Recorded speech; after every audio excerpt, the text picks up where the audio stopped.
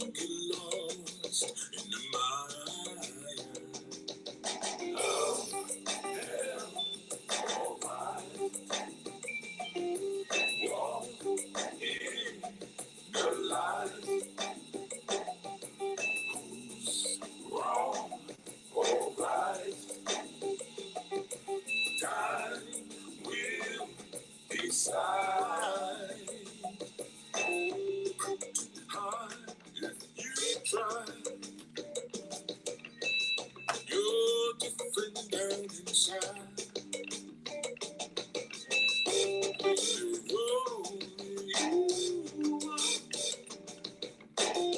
Oh, you should just come home and be fulfilled. And without you calling, life won't stand still. Better stop stalling. Let go. Let go. Illusions of control. Illusions of control. Have alright. Walk in the light. Who's wrong or right? Time will decide. Love speak the truth to liars. One day we'll know who you are. Live your life like a fire. Time change the world rewind.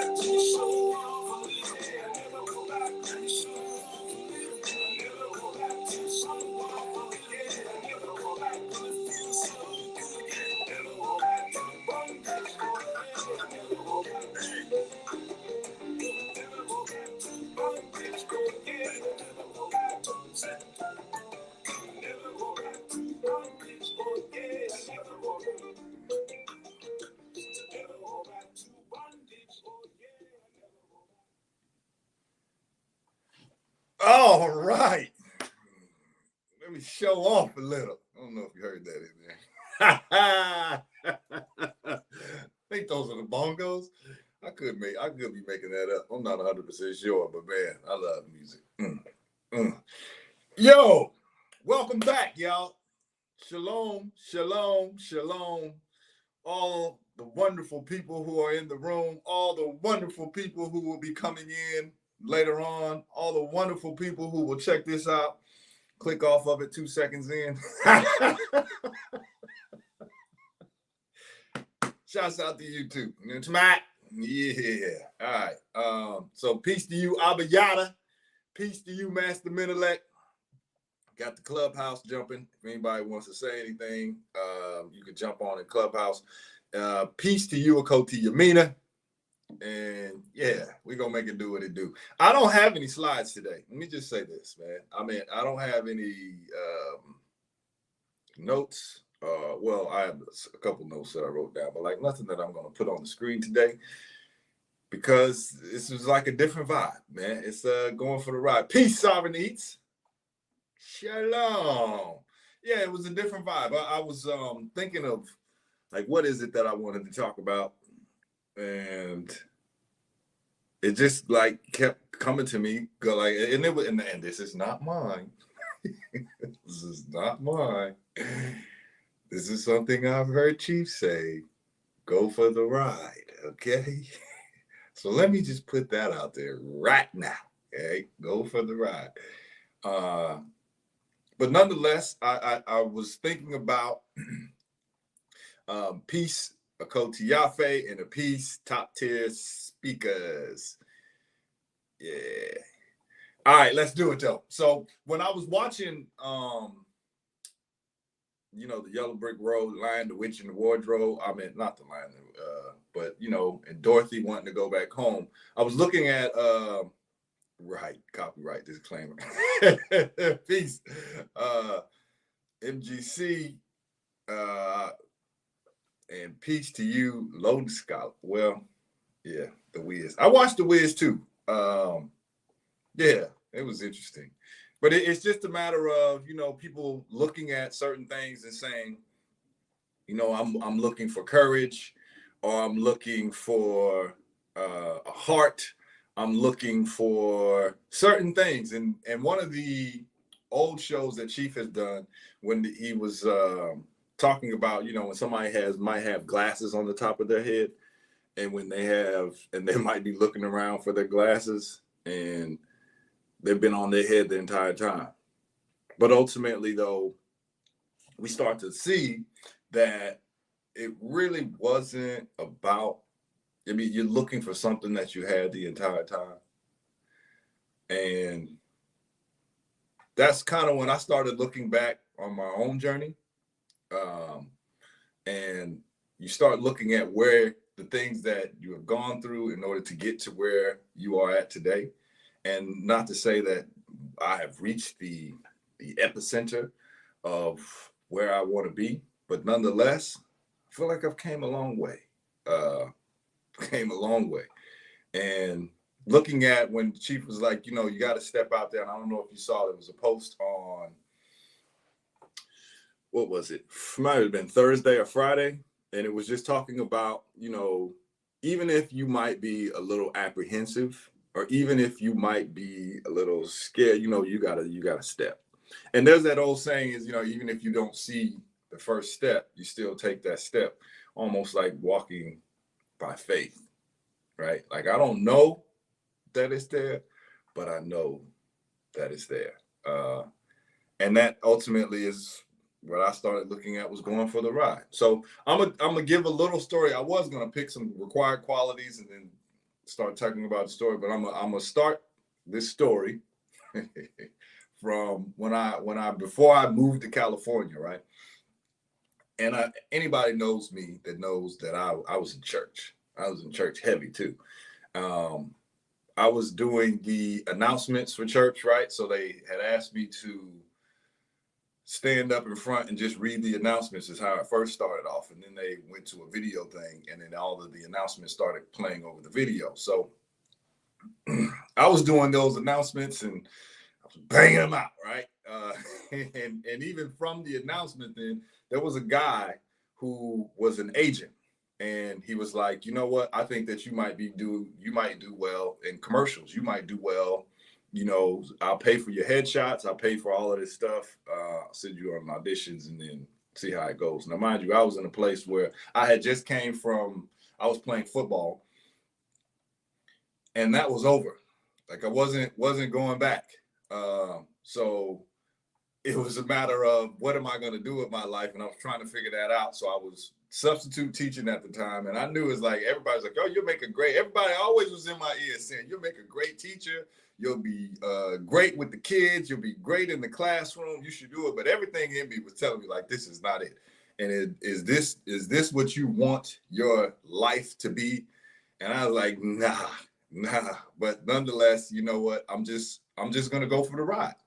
And you know what? I know this is not it, but let me just keep plugging away at different things. So I did the headshots. I took some acting classes.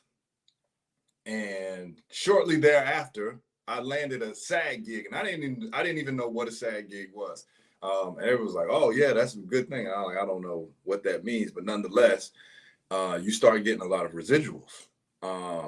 And there's no way that I can tell the story without telling you about how much I made off of that. So it was about like 10 grand that I got from that. And that was the most that I've ever seen in my account. I was rich. All right. I was rich. Man, I used to sometimes just go to the computer and look at my account and see the money in there. Just like, yeah, man, I can go get me as many Pazookies as I want to, right? Man.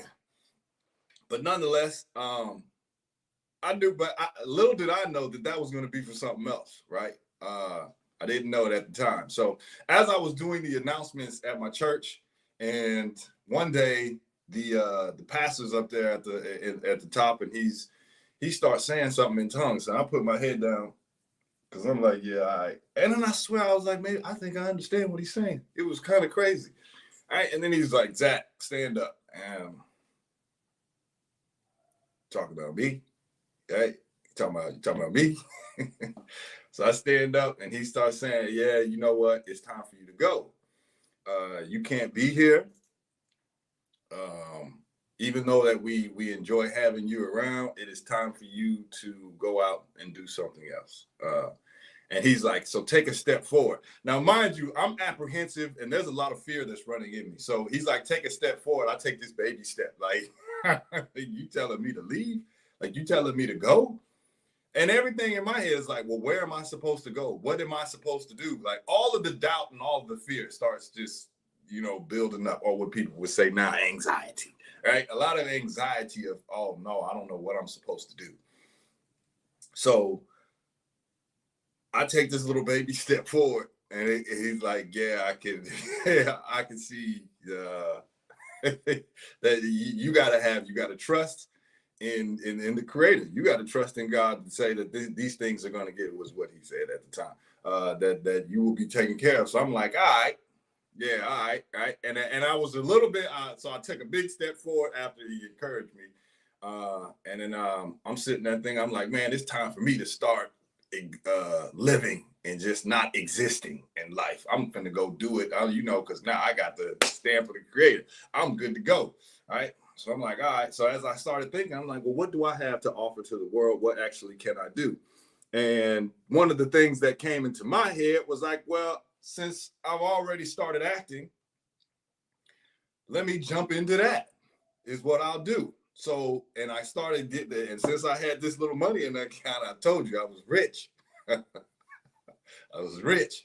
So then I was like, you know what? I think I'm going to just move to LA. I'll move to LA and I'll just start acting. And the more money that I can get, the more people that I can help, was my thought. Because a lot of times that's what people need. They just need money. And if they have money, then everything will be taken care of. So if I can just get a lot of it, then the more that I get, the more that I can help somebody else. So I said, all right, let me start looking at least for places so that I can go out there to live. And I start looking online. Man, it's dumb expensive to live in California. So I start looking. I was like, you know what? It's probably best that I get a roommate. And if I get a roommate, then I can at least find a job. I can find things to do and start moving and grooving like that. So I found a place online, or at least I thought I did. The place that I found is like, yeah, it was, you ever heard them things? If it's too good to be true, it probably is. But I was green. Oh, I was green. So I'm looking, and the guy's like, yeah, you know what? This is I'm a sublease this place. I told somebody, my sister knew somebody that was down there, went and looked. He's like, man, it's a really nice place. You should jump on it. Something in me was like, this is a little off. Like something is off. And my dad is the one that was trying to tell me, he's like, nah, man, you need to go look at this. Go meet this dude or something, because something ain't right. But I'm thinking now, to me, this is a test of my faith, right? This is a test of, do you believe? But even though at night I wasn't sleeping that well, because something told me that this wasn't right. And the dude was like, yeah, well, just send the first and last month's rent. I know. Send the first and last month's rent, and then you'll be able to send you the keys, right? So even then, I'm like, nah, you know what? Something's not right, but let me go to church. I'll go up there, and they got the time where you can go up there and everybody will stand and pray for you, right? So I walk up there and I was like, man, I think I have a place to stay where I'm leaving, but at the same time, something is not sitting right. So the dude's like, he closes his eyes. I'm not making this up either. I have already spoken to you, my son. Go. Right? Go. I've already spoken to you. So I was like, yo, all right. Well, then I'm good money. Right? I'm good money. So I send the money off. Because this is already spoken to me and I'm supposed to go. Well, everything that I had that was inside of me was like you blocked that out in order to get what you thought you wanted, or you felt like this is it. And you don't want to listen. So now that you don't want to listen, you about to get hit in the face. Now, so the money's gone. And it was about a good $14.50. Now, mind you, I was rich at the time, so I didn't think much of it, but that was a chunk of my money now gone, right? Gone. So I was like, oh, gosh. Then I started questioning everything. And I started questioning, and I was like, you know what? This whole thing is not real. Like, spirituality's not real. All of this stuff is not real. Like, I just been hoodwinked and coming up here and you telling me to believe in this junk. And now it's like, you know what? I knew it wasn't. I should have. It's all just hogwash, right? And everything in me just wanted to quit. Like, I just give up. The very next day I go to school, and this is like towards the end of the school year, and they're like, dude comes on, I'm not going to be able to graduate if I don't pay a certain amount of books, man. Is there any way that you could help me out? And in my head, I was like, man, I just lost all this money. You think I'm trying to help you out? Then everything in me is like, nah, man, that's what you said you wanted to get to help other people out. So help them out. So I was like, screw it, man. He's like, nah, I'll pay you back. I said, nah, the only thing you need to do is make sure that you pay this forward. So there's going to be a time in your life where somebody's going to come up to you and they're going to ask you for help.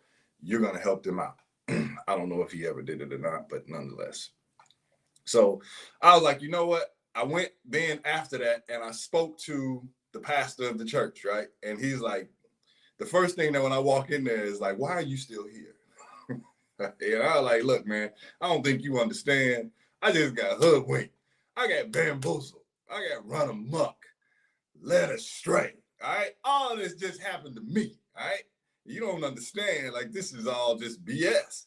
Well, it's like, you know what? Why don't you go out there and look? And it's interesting because Chief just told me the same thing the other day. The same exact thing. I was like, you know what? You're right. So I go out there and I check this place out. I check a couple different places out. But before I went out there, I had a friend that I went to high school with who did music, and he was out there, and I was like, yo, do you mind if I stay with you for a little bit and then I can go find a place? So he's like, nah, man, I don't really like people in my space like that, and yada, yada, yada. So I was like, whatever, man. It's totally fine because you don't have to bring somebody into a space if you don't want to. And I'm not going to hold that against you. So whatever. Me and my sister drive in a car, and we go out to California. I start looking around, and I have met the weirdest people I have ever met in my life who wanted a roommate.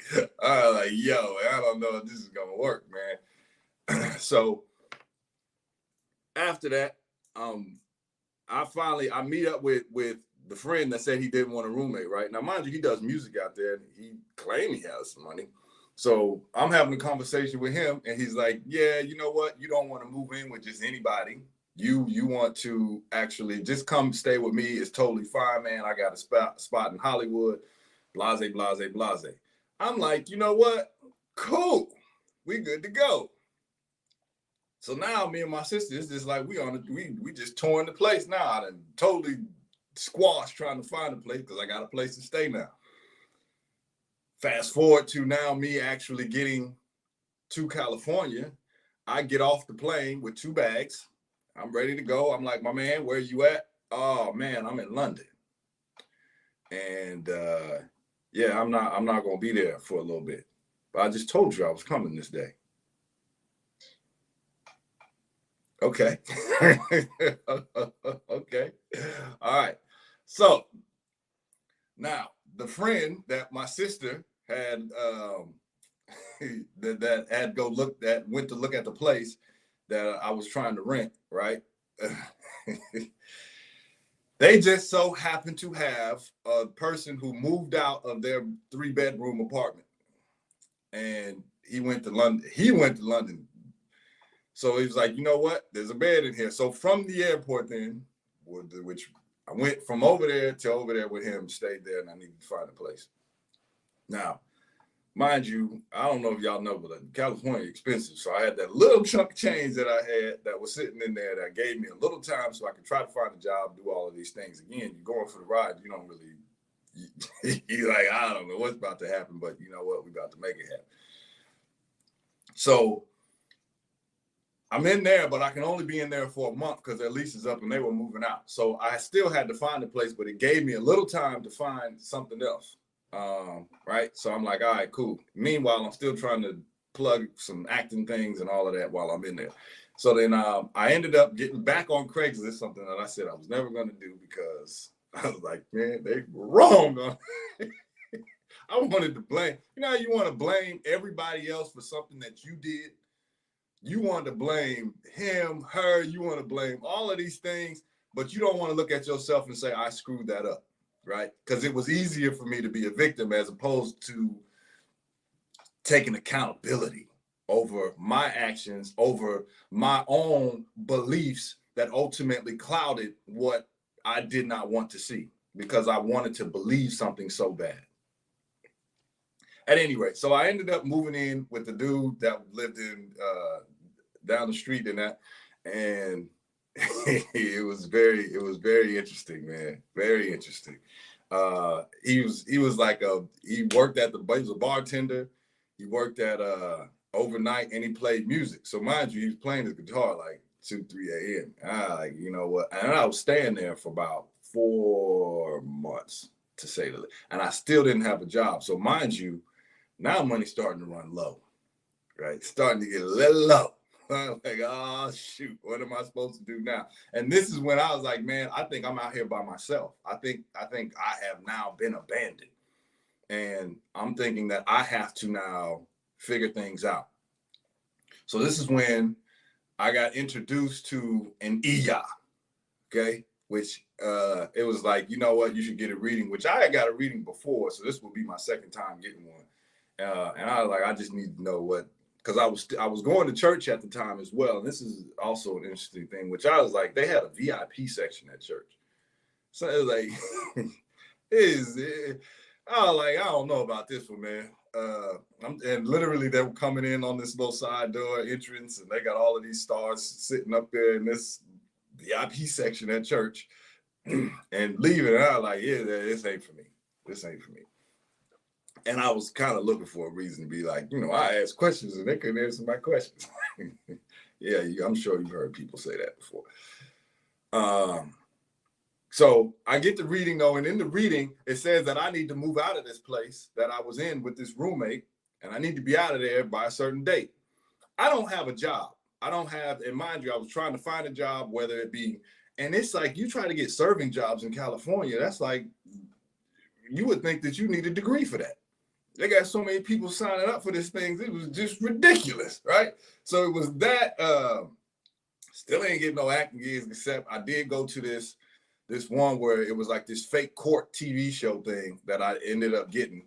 But they pay you $50, but it was $50 that I desperately needed. But then at the same time, when I'm driving away, I was like, this waste money, now you're going to get this $50 away.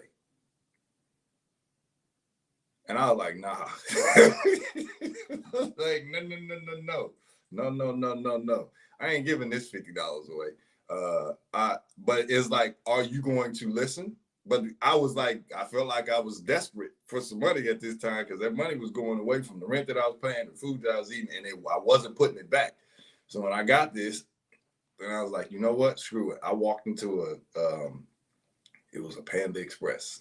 I shook a lady's hand, I gave her the money, and I went by. So then I'm starting to do all of these things like, you know what? If I'm not alone, now I'm looking for signs now, because I'm looking for every reason to go back. I'm going to go back to Colorado. I'm like, screw this, I'm out of here. So I'm like, if I'm not alone, and there was a candle in my room at the time, and it was a 3-wick candle, and I was like, put one of these candles wicks out, but leave the other one was going when I went to sleep. Right? I'm looking for signs, but I sugar honey iced tea you not. That joke was out. I'm not playing. I'm not joking. Now, y'all like, that's cap. I am not capping. All right, that joke was out. So I was like, all right, you know what? I need to go find a place, but how do I move out of here with no job? I got very little money, and I don't know how I'm supposed to. I started to go look for places that I done told this dude I got to be out of here, so I got to walk. I got to move by faith, because if I stay here, I'm not going to see what's about to happen. So screw it. I was like, I'm out of here. I started looking. Everybody denying. Nope, you ain't getting in here. You don't have a job. You don't have no form of income. Like it ain't gonna work. So then this dude, they walk in and do an inspection of the room, and there was like some water damage or something on the wall. So with the water damage, the guys are, we'll send somebody in here to fix it. So they send somebody in there to fix it, and I'm sitting there just watching TV, and it's getting like close to, I got about 3 strong before I got to be out of there. So I'm like, man, I got to figure something else out, or this is about to be a wrap. So something was just like, ask this dude. So I asked this dude, I'm like, hey man, you know where a place might be? And he's fixing the wall, right? And he turns around. Yeah. Right down the street, man. You go down there. He's like, real low rent. Da da da da da. I was like, cool. I go down there. Move into the place. No job, no money. They let me move into this joint. I swear, I was like, yo, all right, well, I guess it's meant to be. So I started now looking deeper into African traditions, right, or African religion, because I'm like, yo, I'm super sold out on. And better yet, let me find somebody who is in Africa who's going to get me the real, because, I want the real deal. So speaking to this guy that's in Africa, and then he starts slanging me Eshu pot and Ogun pot, all of this other stuff. Yeah, you get this. So I'm like, all right. Oh, gosh. I don't really care, man. I'm just telling you. Like, yeah, you're going to pay for this. So here we go. You talk about some spiritual capitalism. Here you go, right? So I buy all of these things, and I'm starting to look. So I got it, and I'm like, well, now what? What am I supposed to do with this? So then that leads me to look up online to figure out what I'm supposed to do with these doggone pots that I just paid a pretty penny for, too. And I start looking and scrolling online, and then I come across this thing says, grasping the root of divine power. So I'm like, at least this is something. I asked my brother, I asked, other people who are in the tradition. I'm like, y'all ever heard of grasping the root of divine power? They're like, nah. I was like, well, you know what? I don't have really no other options. So I hit it. There was another dude, and I can't think of his name, but he was a white dude. So I was like, screw it. I ain't. At the time, I ain't doing it. So got the book, which then I was like, you know what? There's more of this. Like it led me to there was a Facebook, I think, that it was on that I was listening to. And I was like, and he was talking about, Chief Yuya was talking about fear. And boy, it was like me looking for signs, me trying to put candles out, me trying to like now I'm out in the front in my apartment complex with some rum, and I'm spitting all on the doggone thing. I'm like, and then I remember seeing this lady, like she had a door crack, and she kind of looking out there like, what is this dude doing? And I was like, you know what, screw it, because I got to do what I got to do. So it is what it is, right? But nonetheless, as I started listening more and more, it was just like, you know what? It was removing or dispelling all of the fear based that I had and putting it with some actual light and some knowledge, right? Of saying, okay, let me show you. And this is why I started listening to some, like Motivation in Motion. Self-centeredness, like certain things that started to I really started to dig into. So then I'm like, you know what? And mind you, at this time, my family members, like everybody usually calls me if they have issues or if they got problems, and I'm usually like the quote unquote sage. But at this point, I was listening to Chief Speaks for a little bit at this time too, and I was like, you know what? I don't have any more answers for you, right? But I know where I can find some answers, because this dude, he sounds like he's a solid guy. And in fact, I had one person who called me and asked me for some information, and I was like, you know what? You should call Chief. Now, mind you, I don't know him. I never met him. I was like, he's like my mentor. I swear to goodness, I ain't never met this dude, right? I ain't never talked to him. I ain't never, other than listening to him, I was like, but I know from hearing what he was saying online, I was like, this is solid, right? Like you giving solid advice.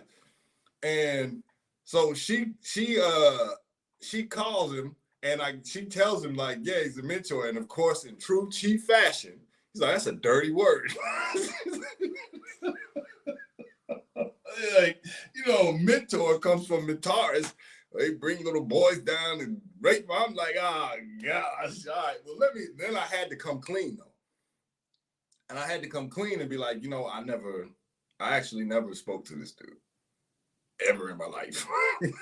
Like, I've never, which was very humiliating too, by the way.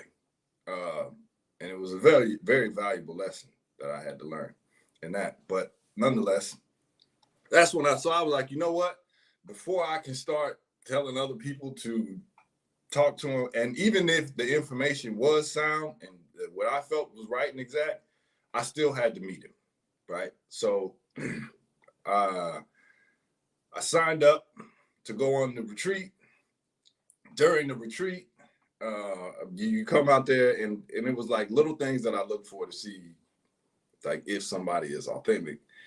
Which, mind you, because that's what I always just try to look at the heart, like to see what's really coming from somebody's heart. And when I walked up to him, I saw him. I don't know what he looked like, but I just assumed that was him. And then when you hear the voice, it sounds exactly like what you hear online. So I was like, oh yeah, that's him.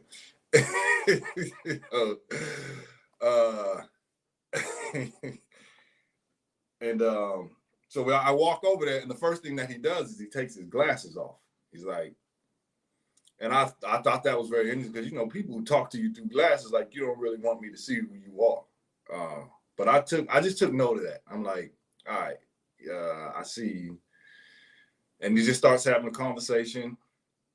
We just start having a conversation. I mean, and I meet this dude. Well, I'm not gonna say his name because I ain't seen him in a minute. Meet a couple of different other people, and all the things that I was sold, everything that, and mind you, before I went, I think I told y'all this before. I told my family members, like, look, now, if y'all see me going into a cult, if y'all see me doing things that are like crazy, come get me out, because I don't want to get sucked into it. Because everything that you start to see that's on TV, I'm thinking that's gonna happen to me, right? So I can't let that happen to me. So if you see me doing that, come pull me out, man.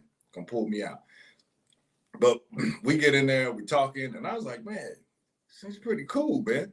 And then as he's sitting down there breaking down psychology, breaking down spirituality, and I was like, yo, I just want to touch the garment, the hem of the garment, because he was like surgical with it. With people who were there, he's like, now this is what you about. You're going to cross your arms, you're going to cross your legs if you feel like somebody's attacking you. And I was like, yo, he's doing this live. Like, this can't be done. I don't know what's going on behind the scenes, so I don't know if this is like made up, but I'm seeing it live now. Like, yo, his brother's surgical with this joint.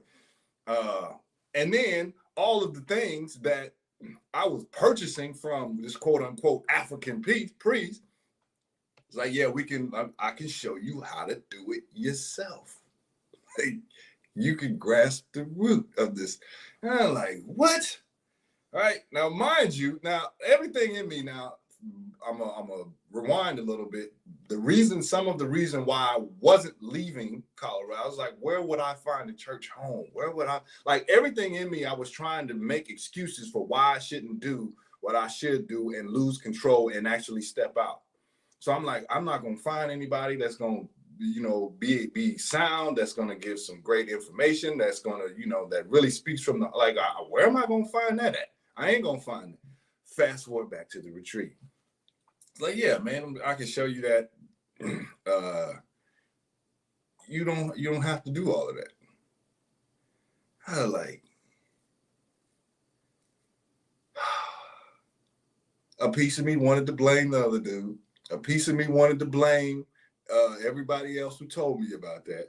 But the other piece of me had to look at myself and say, that's because you don't want to take accountability. And if you don't want to take accountability, then you're never going to get to where you want to be, right? So I was like, you know what? Screw it, let's do it. So then I signed up for Osiris Life. And during Osiris Life was when I started speaking to Chief. And man, and mind you, I only paid for an hour. We would be on the phone sometimes for like three hours. And I'm not saying that he's going to do that for everyone. So I'm not going to sit up here and be like, yeah, but he was just like, and it never was, hey man, you only paid for an hour. Hey man, you got to get off of here. Hey man, like you taking advantage of this. We got towards the 3 hours, and then he would ask, hey, you have any more questions for me? So it became I was like, man, I ain't never, ever. Well, like somebody who just is like gives from their heart. And so then it got to a point where I was like, well, I don't want to get on this phone without nothing to say. So now I have to actually bring something of at least what I thought was value. So I started reading like a book or 2 books every month. So that I was like, okay, well then now let's try to put all of this stuff into place, right? And it was interesting because anytime that I would go to the library, and it would be like Thursday, Friday night, and the lady was like, why are you should be out partying and having a good time. Why are you in here reading the book? And that goes back to one of those, show me the people who you surround yourself by, and I will show you your future.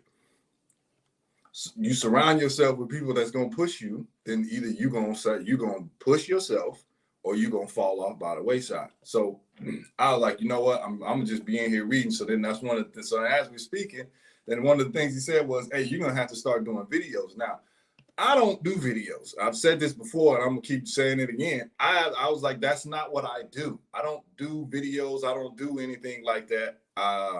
Because a lot of times I'm just making fun of people, right? So I'm like, I'm not going to give them the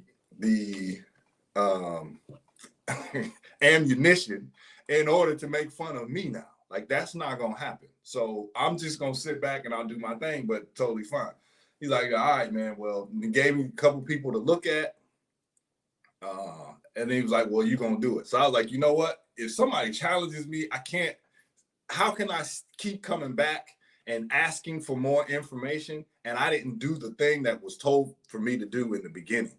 So it was told, he's like, all right, you're going to do these videos. And I was like, but I can't come back on here and keep coming back on here asking for more. And I didn't do what was told from jump. So I was like, screw it, right? And I'm like, my nerves be bad, right? I turn that video on, I'm shaking. Yo, you know what? I'm gonna do it though, right? I'm gonna do it. So I did that joint. And if you go back and look at any other videos like earlier, and all of them are on this channel, it's real funny every time I look at that joint.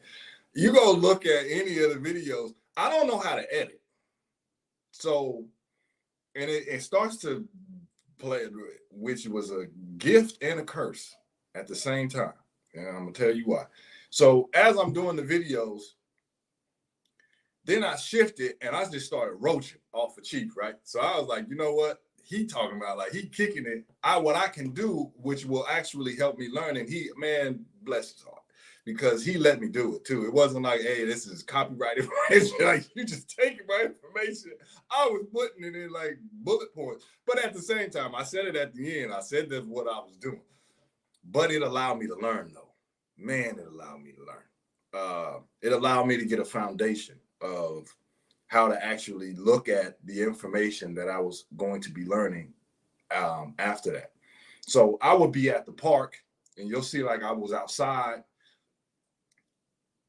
and I would be out there sometimes for about 3.5 to 4 hours for a 7-minute video. I am not making this stuff up.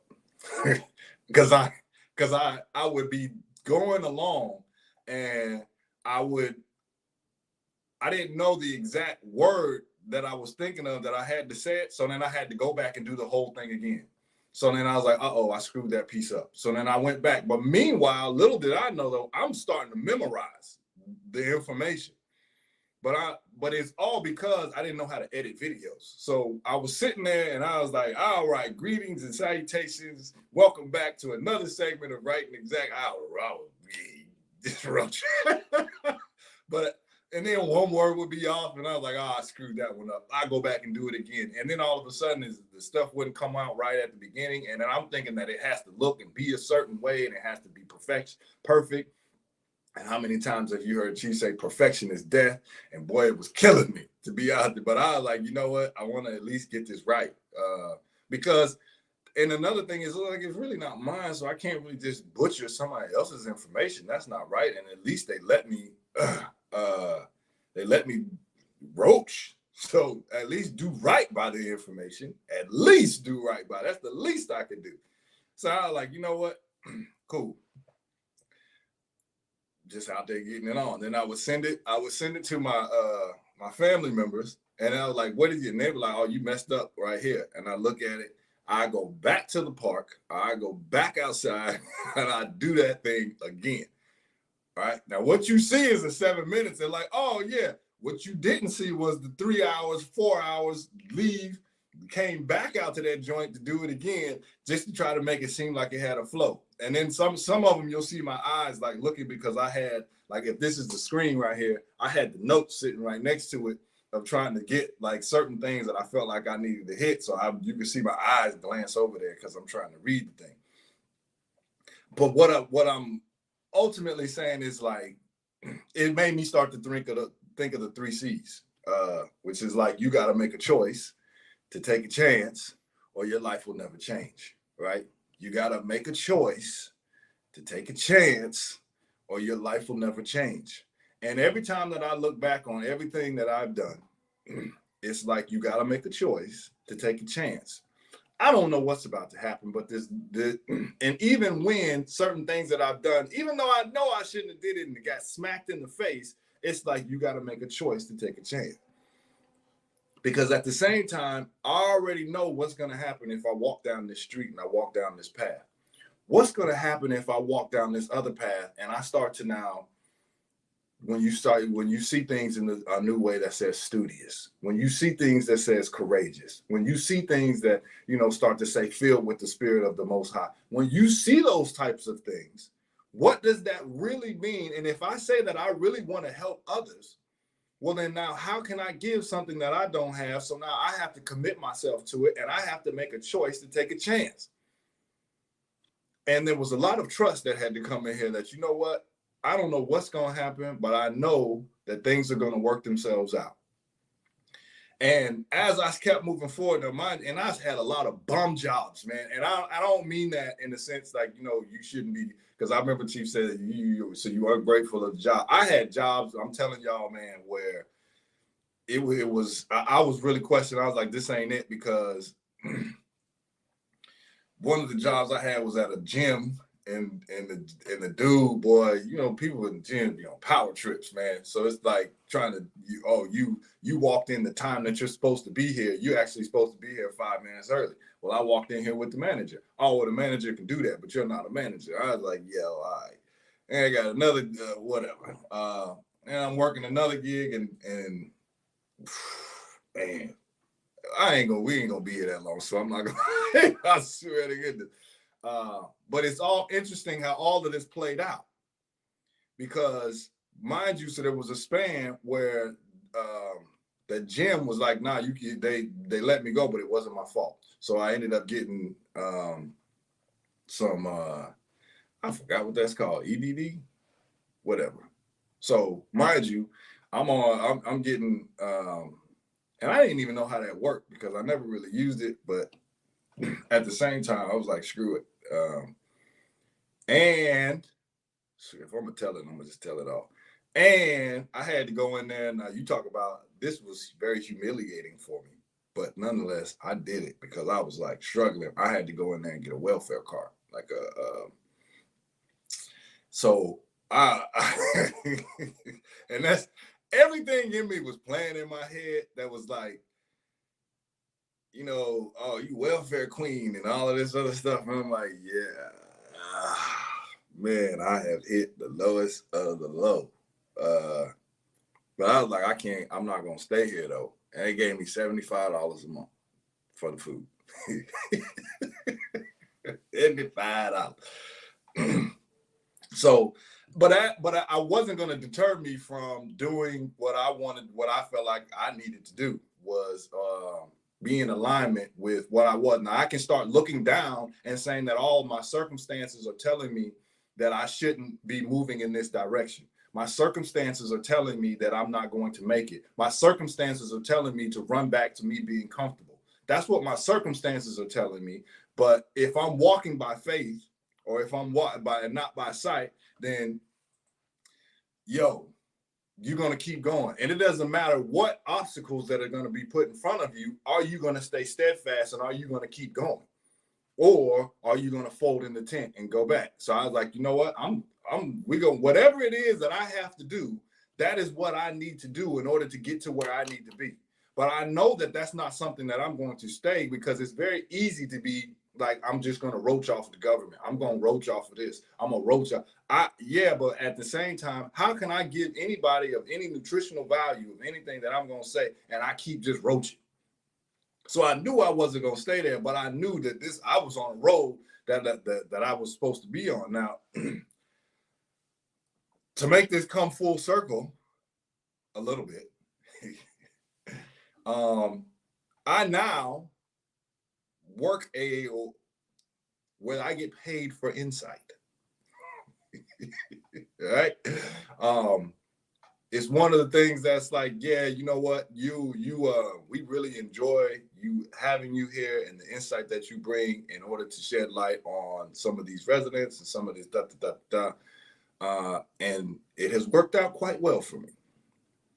And I'm jumping ahead because I don't want to keep y'all here too long. So, but had I not stayed in alignment, had I not just kept walking by faith, and had I not encountered somebody like a Chief who sat there and gave me time, let me roach off of this information, and I had to sit out in this park for 3-4 hours trying to make sure that it came out right because I couldn't edit the video. Also trying to make sure that other people were standing strong. So I was like, you know what? I needed something of solid information. And then what I came to learn is it's not money what people need, which was all that was in my head, was if I get money, then money will be able to solve the problem. It was being able to stand on the one. And being able to show that, you know what, there were some instances where leaning on the Creator is the only thing that I had, right? Especially when that money ran out for me doing stupid stuff, not taking accountability of leaning on somebody who I felt like had the greatest spiritual system, and I wanted to connect back to the motherland. And if it ain't from Africa, then it's not real. So I got to have this, and if I don't have this, then it ain't gonna be whatever the case may be. And it's like you gonna walk into these things, but I'm gonna show you that ain't it. That ain't it. Can you see what's standing right in front of you? Like, can you find those glasses that are on top of your head that you keep looking for, that you think that is out here in something else, but I'm showing you that it's right here in front of you? Can you see it?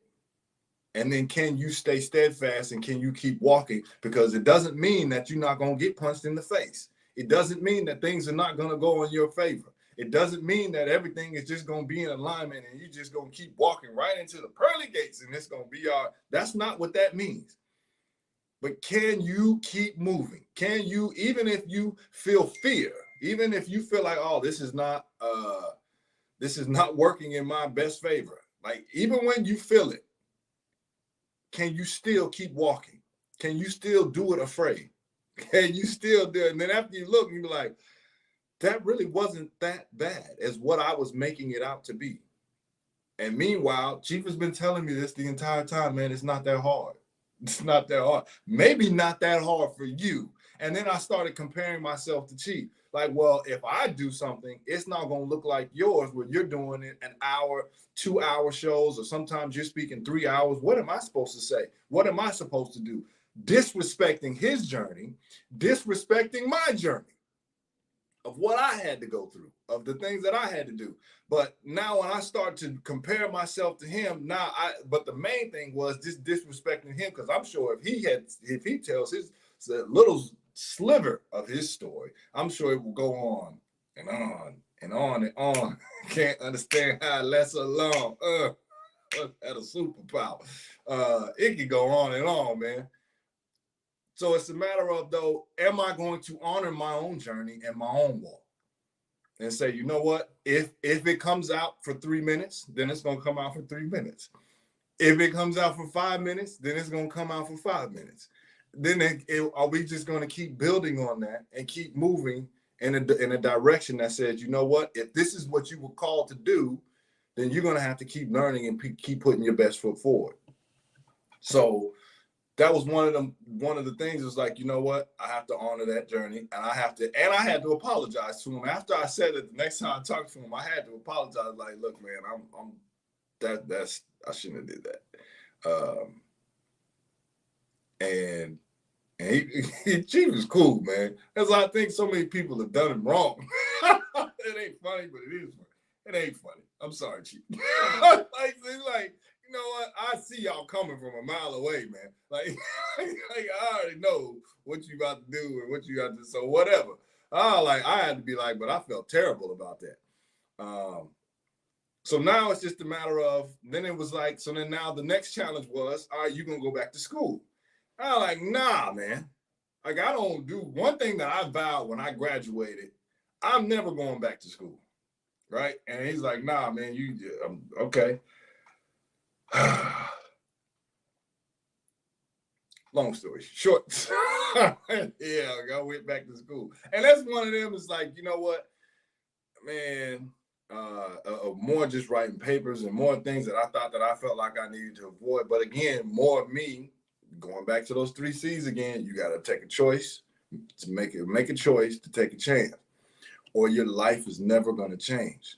So what are you doing today that's going to cause you to level up for tomorrow, right? Are you going to end this year doing the same thing that you did at the beginning of the year, or are you going to persevere to go through whatever challenge that is in front of you in order to get to where you need to be? And it's so great to have a community too that is going to hold you up and say, you know what, there's certain things that you're going to need along your journey that we're going to be able to help and supply. So even if I need help with the paper and the education organization that's in there, like, hey, I need help with this. Emma Quia jumped in there. I mean, like, they just jump in there to help. Like, don't worry, I got you covered, man. Don't worry, I got you covered. In a community that's going to help you stand up. It's like that lean on me zone, man, when you're not strong. But I'm telling you right now, it was school was something I was like, nah, this ain't it. This ain't it. And some of it was probably because I felt like I wasn't the best student. And I was really just like, there were certain times I was in class and teachers would just let me, it was like, I ain't coming in today, so you don't, this was in high school too. I ain't gonna say your name, but and it was cool. And I had some teachers that would be like, oh, you and turn his homework in, and I had to get left out of the game. I had to sit the first half out, and I wanted to punch that lady in the face, man.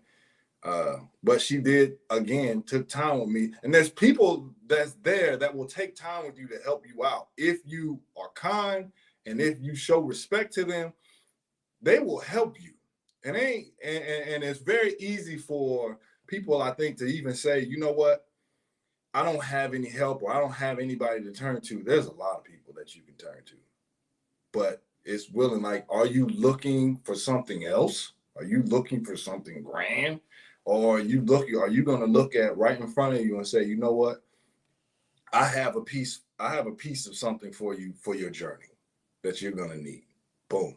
You know what? I appreciate that. And I don't know how I'm going to be able to pay you back. I don't know that. But as long as you have an attitude of gratitude, of, you know what, of treating people kind and losing yourself in order to now see how you can become the best servant. Not about what you need to get. If you come at people like that, it's not going to work out well for you. But if you come at people like, you know what, how can I make this beneficial for you? Even if sometimes you don't have anything to make of great value for them. You don't have anything for me. And sometimes they still be like, here you go.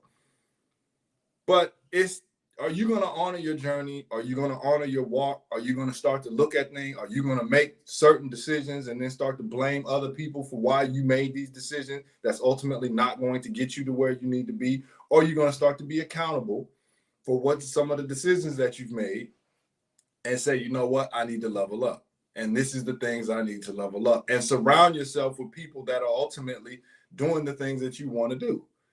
Surround yourself with people that are going to challenge you. Surround yourself with people that are going to say, nah, man, that's not good enough. Step up. Step it up. And there's going to be times when you're going to want to quit. There's going to be times when you'll be like, man, I just want to go.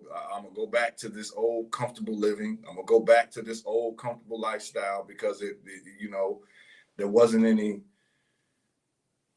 real challenges other than the challenge of I'm going to regret that I quit on myself. That's easy to do, or does you just keep moving in a direction of where you need to be, man. You just got and be grateful the entire trip. And that's one of the things that I am so grateful for, the people that I have met on my journey, from the pastor that I had to Chief to Master Men-elect to Achi Isaiah. Like everybody in that has had, like, you just are grateful of honoring their journey, honoring your journey, and seeing how you can learn and build with one another. Man, all from a retreat, which, and I know some of y'all may be on the fence and be like, nah, because it might be a little awkward and all of that. My first retreat was, I never spoke to him personally on the phone, other than calling into the show and asking some questions every now and then, but never having a one-on-one conversation. And I showed up to that retreat. You gotta make a choice to take a chance. I'm telling you, your life will never change. I don't know what that looks like for you, but do not be in the same position that you was in at the end of the year that you are in right now. The only thing consistent in life is change, and you got to be able to go for the ride. So this went a whole lot longer than what I thought it was going to be. Yeah, all right. So I see you, Master Men-elect. Come on in. Peace, brother. Peace. Yeah, man. I really appreciate, just thank you. Thank you for sharing that story. you know, and taking us along for the ride with you to your origin story. Mm-hmm. You know, we get to see some of the origins of Brother Zach. Man. And just thank you for the vulnerability. You know, not a lot of people are willing to include the parts where they messed up. You know, it's just they edit that. You say you can't edit, so that might be the problem. But they edit the story and leave out the parts where they effed up, and just make it look like everything was happening to them, and they somehow triumphed. You know, right? They wouldn't want to do the parts where they was doing it to themselves. So even for that, you know, give thanks. Yeah, man. Yeah, bro. That's one of the things. Oh, I'm sorry. Go ahead. No, go ahead. Go ahead. Man, that's one of the things that you want to just be like, oh yeah, things just they did this and I did a lot of this stuff to myself. It was self-sabotage of me wanting me, but that's like my own wants of not being able to let go of control, because I felt like I needed to be able to control the narrative. So if I can control the narrative, even though all the signs around me were, even my father telling me, no, don't do that, man. Even my, there was times I couldn't sleep, and I couldn't sleep to the point where I was having dreams of sometimes there would be snakes just coming all like in my dream. And I was waking up at 3 in the AM. Like everything was right there that I totally ignored. And because I could have even been like, oh yeah, well, you know, they always doing this, or they coming out, or you know what, the devil a liar, right? Or the devil is always working. I could say that, or it's like, you know what, nah, that was me. That was all me of saying this is what I want, regardless of everything, like of the spirit world trying to convey so many messages through me. But like, hey, look, I'm telling you, stop. I'm telling you, stop. And I like, nah, I'm gonna keep going. And tell you got to learn the hard way. And that's that old saying, is like a hard head make a soft bottom. AES says, man. And they start with the soft one and they're like, all right, take his kneecaps out. Maybe start with that, take his kneecaps out. Man, yeah. But it's a matter of, though, like, are you willing to go for the ride, though? Are you willing to go on the journey of making mistakes? Are you willing to go on the journey of maybe not having it all? Are you willing to go on the journey of some days when you don't know, like you're going to have to practice some humility and standing in a doggone line to get some welfare money because you don't have enough to eat? Like, are you willing to do that? Or are you saying, you know what, I'm not giving any of this up. I'm not willing to let go of any of this, of my identity, because ultimately I feel like I have to maintain something, or I'm clinging to something. But what are you ultimately clinging to? What do you think you're holding on to? And that's that old saying that Chief had put it in one of the chats, was talking about, you know, the things that you own end up owning you. Look, man, here, I'm gonna show you my scar. I'm going to show you this. You can try to cover your scar up. That's totally fine. But I'm telling you, this scar is not going to define me. It's just only going to propel me to get me to where I need to be. So that therefore, you know, when I start saying something or when I start speaking about something, it's not empty and hollow. But there's some weight behind it, because I know when I say I know what you're walking through, I know what you're walking through. When you say that, yeah, if somebody says, like, you know what, you screwed that up, because I know what it looks like when you screw that up, because I've screwed that up. I know what it looks like when you repeat information from Chief and you don't really know what you're talking about. And then somebody says something to you and then you're like, ooh, you know what? I didn't really study that, but I know somebody, he can explain it much better than I know all the tricks of the trade because I've done it. But it's a matter of, can you not? That's what ultimately caused me to start studying and going, because I was like, you know what? I don't want that to happen again. Where somebody was like, what are you talking about? What do you mean by that? How do you know that? Well, because it says it over here in this podcast.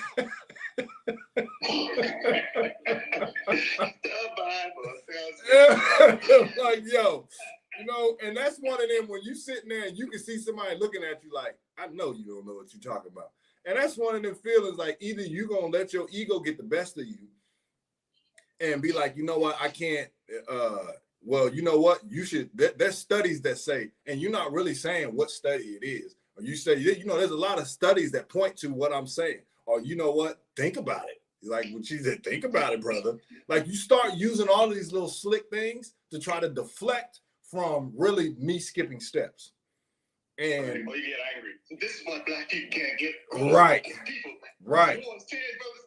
We're trying to lift each other up. Right. Right. And it has nothing to do with that, more so than just all with me skipping steps. So now when you see somebody skipping steps, then now it's like, I know what you're doing because I've done it. And I'm telling you, that's not going to get you anywhere. That's just going to get you deeper into an entrenchment of a delusion. And in order for you to come out of that, you cannot skip steps. You can skip steps coming back down. You cannot skip steps going up because it's going to be detrimental to your journey and your walk. But you have to be willing to go for the ride. You got to be willing to go like, you know what? And I can't be the one that's going to, I'm going to say go left, so we got to go left now. I'm going to say go right, so we got to go right now. It's just going to wear yourself out. That's that old statement the chief did with row your boat. And then when you wear yourself out, when you wear your own boat out, you try to attach yourself to somebody else's boat. Because I see that Chief didn't skip steps. Chief doing what he was called to do. So let me attach myself to his boat. And even though I might be slowing his boat down, I don't care. I'm still going to try to anchor myself to this boat. Nah, it doesn't work like that. You know what? A community is only as strong as its weakest link. And if you say you're in this community, I attach myself to that boat for a little bit.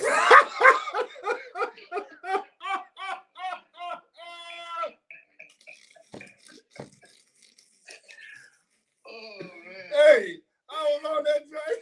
Oh, with two hands.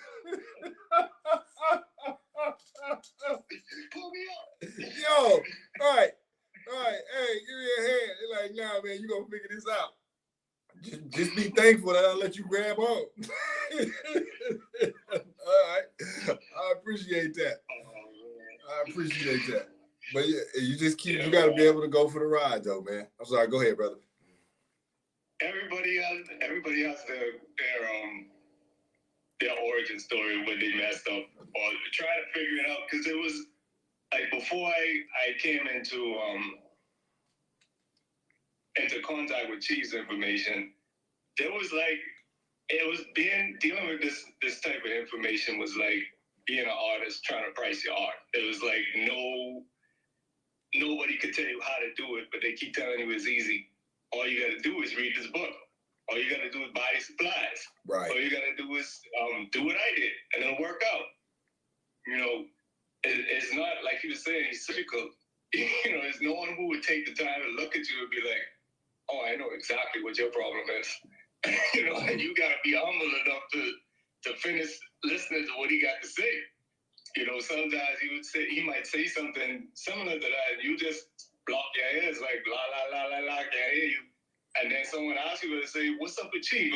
Once you studying with them, it's like, man, I don't know, man. I wasn't feeling it. You know, I wasn't feeling it. He was saying some things that was on point. Right. But I don't know, man. He just too harsh, man. He just too hard. It's like, nah, you just didn't want to listen. You have a big ego. You know, and I shared it before. I was just looking around trying to figure out what was going on, right? Because everybody was telling me, oh, get reading. Oh, you need to get initiated. Initiated into what? I didn't understand what y'all pushing me into. I'm not gonna initiate into something I don't know. Right. And it's like altar call at church. Like all you gotta do is just walk up that aisle, and then what? And I gotta spend my life living by rules that I don't understand. Why don't you teach me the rules first? You know what I mean? Yo, yeah. Coming into contact with Chief's information, like the first thing that hooked me, education over initiation. I was like, exactly. That was it. Right. I'm with this guy. Right. Because I was like, nobody's teaching me anything. They're just giving me a bunch of empty promises that they gave me what was good enough for them. You know, and it is more than that. You know, it's more than accepting what's good enough for someone else. It's understanding that you're on this path and you're doing it in an intelligent way. It doesn't mean that it's an affront to what you're faithful to. just because you want to make sure that you're intelligent about your movements. And at the same time, you can't get stuck in analysis paralysis. But now here it is, you have a community who can let you know when your vision might be a little off. You might not be seeing this clearly because you have some residual doubt, or you might not be seeing this clearly because you have some residual fear or some residual hurt from a past relationship. Right. So you might be copying and pasting some of those thoughts into this situation now, and you need to shake some of that off you so that you can see what's going on clearly here. If you don't have people around you to pull you to the side, you start listening to yourself. I just went within. I just started listening to myself. Right. And myself gave me all of the answers to the problems that myself created. It's like, nah, you gotta humble yourself and realize you don't have everything. That's why you have more than one people on the planet. It's not just you and Earth.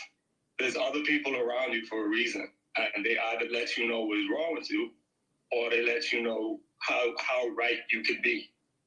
How right you could get in terms of being more fine-tuned and running and firing on all cylinders. Like, Yakira Eden was speaking about last strong. They help you to set the standard for your life. But you can't do that if you're so arrogant that you won't be able to, one, acknowledge what you did, and two, acknowledge what you can do and really lean into that. So that's what I wanted to add it to the bill. Man, and it's so easy to, when something happens, let's say spiritually, and you like, oh yeah, this is why I'm just gonna depend on myself. This is why I ain't gonna listen to nobody, because when I listen to other people, then this is what happens. Yeah, I could say that. I definitely could say that. Or I could say, it was because I didn't listen is why this stuff happened. It was because I wanted to do my own thing, or it was because I wanted to live any type of way throughout Monday, Tuesday, Wednesday. And then when it came time to actually say, you know what, well, did you follow these certain steps?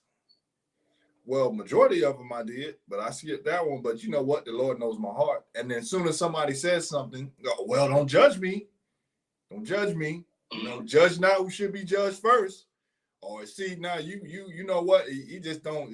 This person just doesn't like people because he's calling me out on my BS. No, I'm calling you out from coming. You're trying to stay in the dark.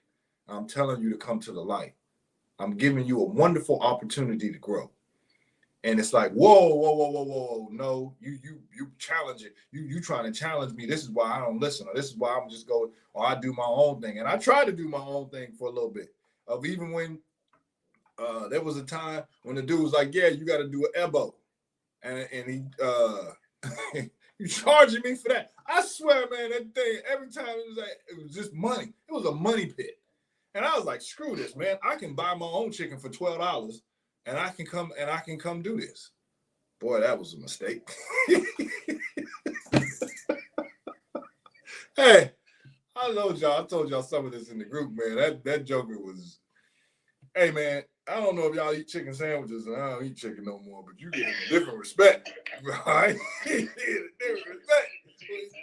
Hey, but I had to pull out. I ain't never held no doggone chicken in my life, right? And no little warm feet that they, I was like, and I was trying to hold it away from me. I was like, oh gosh, like, what is this? I was doing stuff I had no business doing, man. And then it was down, and then the whole thing was, then the blade was dull. Oh my gosh. I was like, screw it. I had to tell Chief. And then she was like, well, what did you do with it? I was like, I just put it in the trash. She's like, come on, man. And I was like, what? What's the problem? Hey, like, well, I mean, you did it, but at the same time, like, you ain't supposed to be doing that. And I was like, all right, well, then you know what? Again, skipping steps. I'm gonna do this myself, and I'm gonna get, but nobody told you to do that. Nobody asked you to do that. And if you say that you want to be able to help others, well, then now you're gonna have to be able to now submit and come under the plan of this is how you're going to learn. right? And it's easy for people to be like, well, this is how I learn better. This is why when you hear it, you be like, yeah, because you have to eradicate that in yourself. And it's like when the other people are like, oh, I say this, when you think you know me. Yes, because it's things that people have already conquered.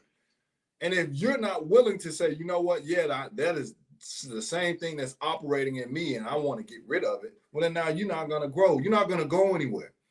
This dude Chief think he know everything. Like, it's always just going to be an egoic battle of just trying to get into stupid arguments for no reason. When it's just like, you know what, I just screwed this up. And instead of me trying to figure it out because I put myself in it and somebody else who has already got the formula in order to get out of it, why wouldn't you just show some humility and get the formula? Right. They don't want it to go anywhere. That's why they start an argument. Oh, right. And that's, I can't show you that you're teaching me something. So let me argue with you, but then I'm going to still turn around and use the points that you had in the argument and then make it seem like I came up with it. Right. Or leave and then keep trying to siphon information, but you can't explain it properly. Right. Or I start posting. I see Master Menelek doing mathematics. I'm going to go get the book, and then I'm going to just post the book on my video stream and be like, look, I'm in the know, and I'm doing. You don't do that, okay? You don't do that. Cut the BS. That's cap, man. All right? Cut the BS. But again, you act like people can't see you. We see you because we have to actively work through it yourself, though. You have to overcome all of these challenges through yourself in order to now adequately serve other people. But you can't serve other people because the first, like Chief has always said, the first ministry is the self. Yeah, the self. Ministry to self, and you can't skip that. You want to go straight to working with other people, and that doesn't work like that. There's a reason why. Well, certainly, when people get into school and you got to get these hours. Yeah, but what type of person are you?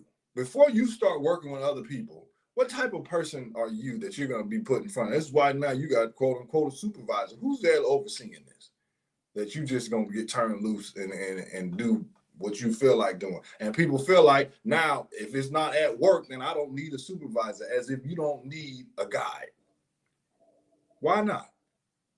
Why would you try to figure this out on your own? There's nothing that you need to try to figure out on your own when you can sit on the campsite of a fire and say, you know what, this is something that I thought, and then it could either be like, oh yeah, you know what, let's explore that, or that bird gonna get shot out the sky. Bow! Oh yeah, that don't make no sense, man. That don't make no sense. You know, this whole time I was walking in this direction. I'm thankful that you can at least tell me that doesn't make any sense, so I can put my attention on something else, because I've been giving my energy to things that make no sense. Right. Yeah, man. What you were talking about is you can see it rampant in the school system in the States now, where parents are coming to grab their kids and take them home. It's like, y'all, I don't know what y'all doing now, because y'all had some people who signed off on your college degree and said, okay, you're equipped to teach, or you're equipped to nurture young people and help them to become full functional adults, at least according to this society. But even though we try to create slaves, we don't even know what we're doing anymore. Like, we can't just teach them how to be slaves in a factory anymore, because the factory model isn't really working. You know, we got AI, so we don't need a bunch of mindless drones working our factory anymore. What we need is a bunch of people who won't be smart enough to revolt.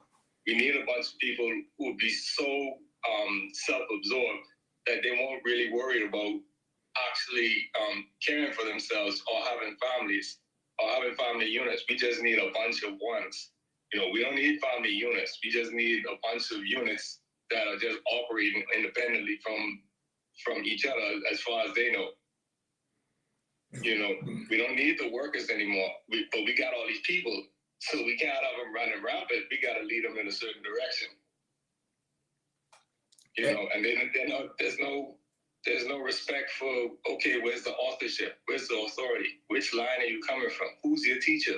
None of that. It's just, oh, I learned from myself, and I always felt this way, so now my feelings validate everything, or your feelings validate everything. It's like, nah, you're creating chaos, but at least you're not creating something constructive. so I could steer that. Right, man. And even when you speaking, it just made me think of like you up against a machine that is already plotting on you. When you, I've heard Chief say this before, is when people think that, you know, I'm finally going to come to a sense where I'm going to wake up and I'm going to start eating healthy. Like everything that's in the brown and green box in aisle 9 now is ultimately organic. I'm gonna cut you off. Like I'm already gonna meet you right there.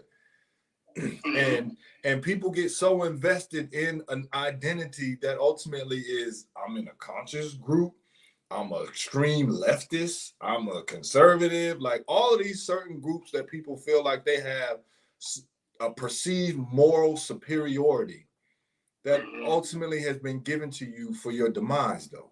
Like this, and when you run into somebody like, nah, you down here at the lower level, I'm gonna pick your head up though. Look up. And you like, nah, I'm gonna keep looking down. No, look up. Look up. And I'm telling you, once you look up, and not looking up in the sense that you only or be like, well, that's why I don't do anything because I'm waiting on the crib. But I'm talking about like look up where you can look straight ahead. That's that like the old saying where, you know, the pessimist only looks down but keeps bumping his head. The optimist always is looking up with his head's in the clouds, but always loses his footing. But the righteous look straight ahead and adjust their path as they see fit. And it's a matter of, can one start to look straight ahead and you start to now be mobile and be flexible. And when one is mobile and flexible, of saying that now, that's when you start getting nice with the information. But you got to have the information. Like you can't just be leaning on, well, Chief said. But how can you back this up? Can you show me? Mama said. Right. I can't keep saying that. I got to now get it myself. So does that mean I have to give up some of the times when I say I want to go out? Does that mean I have to give up some of the times when the game is on or a video game that I used to play and it used to consume up my time and my energy? Yeah, that means I'm gonna have to give some of that up. I'm gonna have to give some of that up so that therefore I'm standing on something of solid foundation. And I can't keep doing. I mean, there was even times when I would have screw it. We talking. We just gonna talk today. That's what we gonna do. So yeah, there was times where I'm like, all right, she was talking about, you know, practicing plurality, right? So I was like, yeah.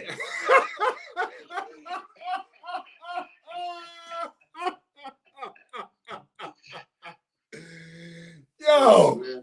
So I was like, yeah, that's what I'm about to do, right? Boy, oh day.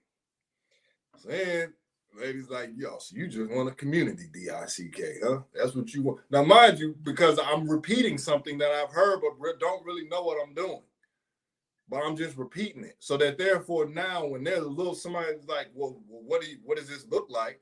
I'm like, I don't have an answer. Right? I didn't have an answer. One time she was like, oh yeah, you know what?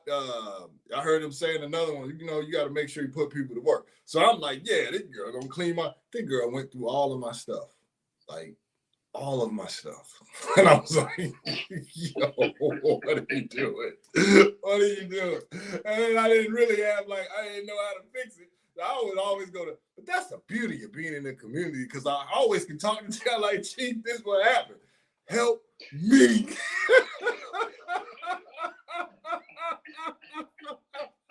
Help me. I done screwed up again because I done repeated something that I really didn't have the knowledge of yet, but I just repeated it. And now I'm in a pickle. All right, help. Yeah. But at the end of the day, though, it's like, stop doing that. You know, people sometimes was like, ain't no sense of crying over spilled milk. Yeah, but stop spilling the milk, man. Like, golly, get the information. Get what you're supposed to get before you just start opening your mouth and professing that you got something that you really don't have. You're going to hurt you. You're going to shoot your eye out. That's what you're going to die. But I want this BB gun. You are going to shoot your eye out. Do you know what you're doing? Do you know what's coming out of your mouth? And are you going to actually submit to what is actually being put forth in front of you? Or do you want to try to jump the gun? And this is why I'm saying this because I've done it. I've done it. So the thing is, learn from others' mistakes. You don't need to create these same ones. Learn from other people's mistakes so that therefore you can create new ones. Oh, I'm sorry. I thought you were done. Nah, go ahead, brother. I was just thinking, there was something you got on me for before. This is like early on in the cohort, and you was like, you act like you don't know. Like you played a little too dumb. You know a lot more than you act like you know, but you speak as though you're not confident. Just if you know it, just say it. Right. You know? Right. But even with that, it goes into some people have been around for a long time and they will not share their information. Like they will not share the videos. They will not tell people what they listen to or who they roaching from. Probably badly. Right. They love to sit around the water cooler and sound deep. You know what I mean?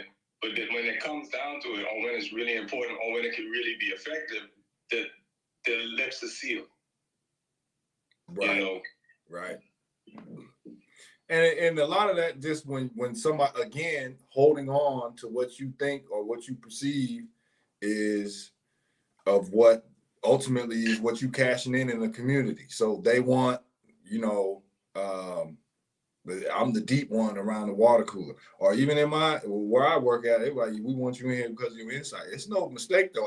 You can look at anything that I say. This is where I learned from. I take great. I don't want to say great, but that's just the word that's coming to my head right now. So I'm just gonna say it. I take great pride though in being in a community where I can say I've learned from somebody. Like I don't need to be I'm void of. I'm self-taught. Oh, really? And I think a lot of that even goes back to like if you were in school and like you don't bother nobody and somebody might look after you and be like, somebody wants to come over and bully you for your money or bully you for whatever the case may be, somebody might step in and be like, nah, man, this person doesn't bother anybody. But then as soon as you be like, oh yeah, look, I looked after myself, I defend myself, and you start disrespecting the person that came over there to help you out, well then, you know what? I was keeping you away from harm. But now I'm just going to pull back. You know what? You got it. And to me, the spiritual world is no different. As soon as you start getting beside yourself and be like, look, I'm the one that's all high and mighty. I'm the one that's doing all of this. I'm the one that's, oh, really? Well, then let me pull back. You got it. You got it. Right. Keep going. It's like, why are you ashamed of having a covering? That's like the sick thing that's going on. With people now, like nobody wants to have a covering. Everybody wants to convince people that they've done it all by themselves. You didn't push yourself through a wormhole. You came through a womb. So already you already disqualified from saying I did everything by myself. You can't say you're self-taught because you had to learn from something. I don't care if you sat under a tree. You don't give the tree his credit. You know what I mean? Man. You can't sue you. Give the tree his credit. And it's like, what was I gonna say? Oh, my first day of high school, right? I never forget this. Because apparently it's probably someone that he beat up. But first day of high school, I walked in, didn't know anything, didn't know anybody. The first person I saw, I think it was the 7th graders and the 12th graders on the first day of school. So it was just me and people my age, and then a bunch of people getting ready to leave school. Mm-hmm. And it was this 12th grader came up to me, and he was like, I'm not gonna say my oldest brother name. Like, you so-and-so, brother? Oh, look here, ma, look here, let me buy you something, ma. What you want? You want a soda? It's like, yeah.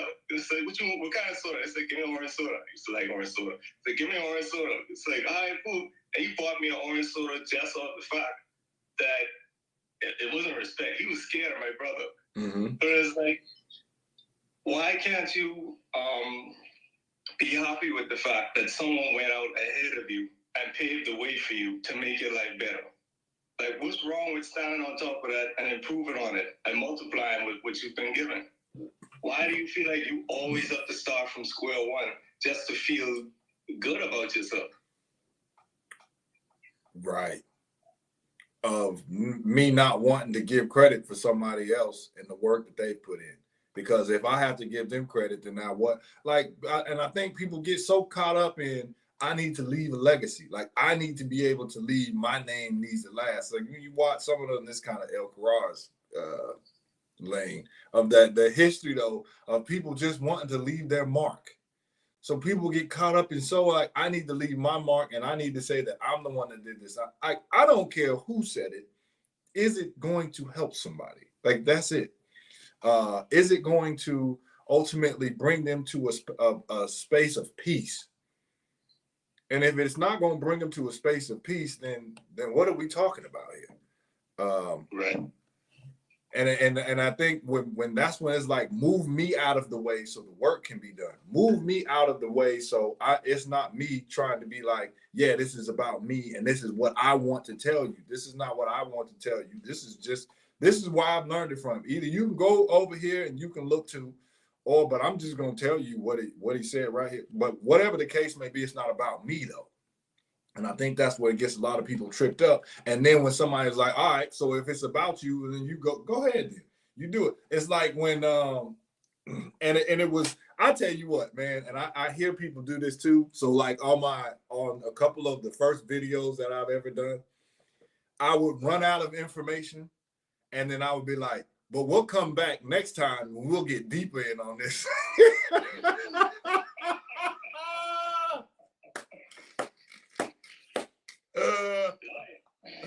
Hey, I was lying. I was out. I was out of bullets. All right. I would be like, yo, man, I got nothing left in the chamber. All I got is just like, but again, I'm going to try to leave that mystique of, oh, yeah, there's more to come. Ain't no more to come. All right. There's a reason why this video was 5 minutes long. I got 5 minutes. I'm out of material. All right. Like, that's it. Nah. Hey, I do the same thing. I come clean too. Yo, but it's interesting though, because now when you hear other people do it and you're like, you know what, but we don't want to go that deep into it. Nah, that's because you can't go that deep into it. Like I know. Hey, bruh, like I know it because I've done it. Okay, I've done it. So when you've done it, then you can hear it. It's like, nah, man, you recognize when you judge the spirit by the spirit, and that spirit was in me, and I got called out on it too. And it was like, all right, either you're gonna be like, oh nah, man, you know, that's why they trying to judge me. They trying to keep a brother down. You know, I don't want to see other brothers doing well. It's always that black on black crime, that black on black hate. That's what's problem. I could have done that, or I can be like, you know what, you got me. You sure enough got me, man. And you know what? If I want to grow and I want to level up, then I got to go beyond this. Like I can't keep staying here doing this, man. This is not gonna work. And it's only gonna work but for so long until somebody comes along and be like, man, this is a little costume you wearing. Stop wearing this costume, man. And actually put something on that's gonna actually now a breastplate that's actually gonna protect you. And it gotta be in you and none of Copyright infringement. There you go.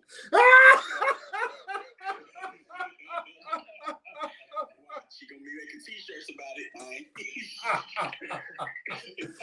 You know, it was at that moment. It was at that moment when I knew it had to be in you and none of you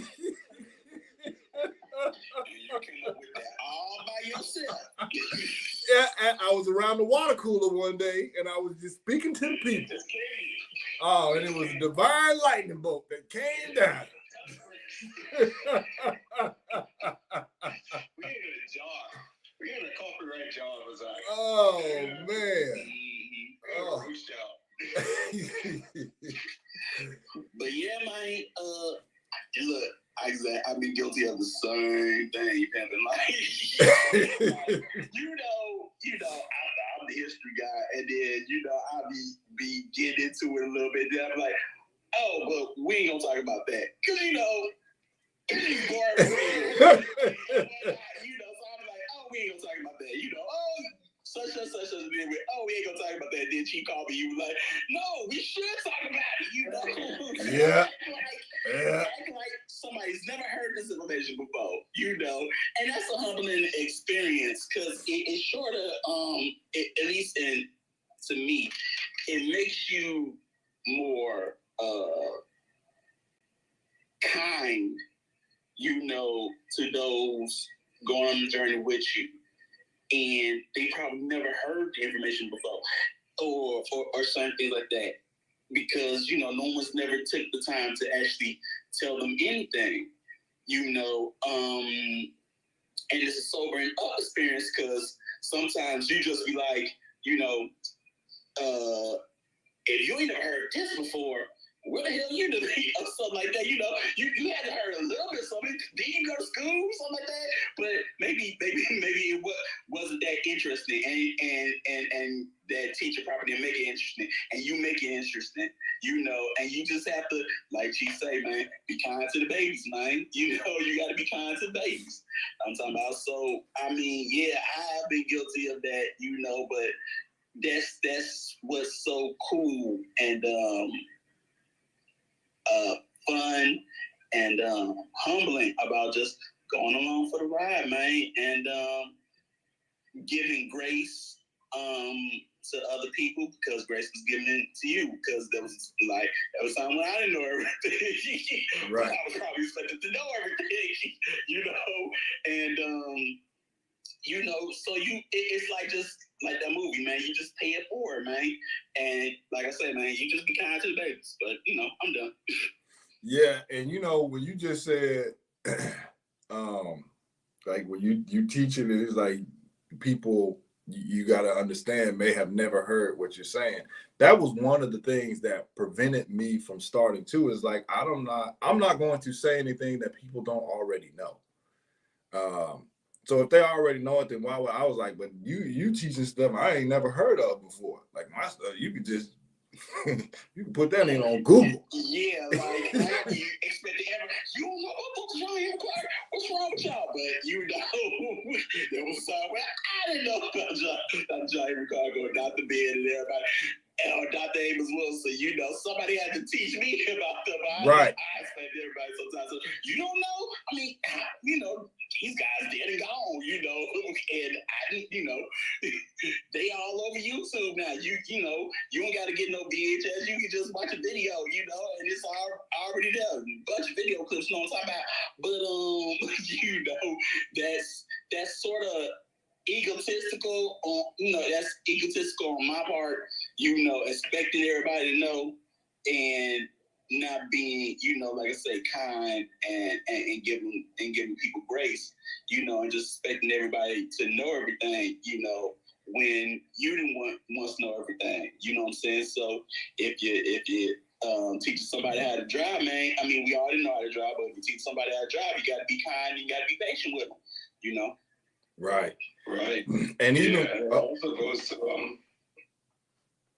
goes to not really appreciating some of the legwork that you may have done in terms of studying. Like Zach was saying, Chief was talking about stuff he ain't never heard about. I felt the same way. But after a certain point, it's like, okay, you've been studying this information for a couple of months, a year, 2 years, even if you've been studying it for a couple of months, and you got like one concept, you know, and you really dig into that one concept, that's now a concept that not everybody has because you realize you didn't hear it before. You know, it's probably why you grabbed onto that one. And then you realize it's so much deeper and it has so many connections. You have something that everybody doesn't have now. And you can share that, you know, and share where you got it from.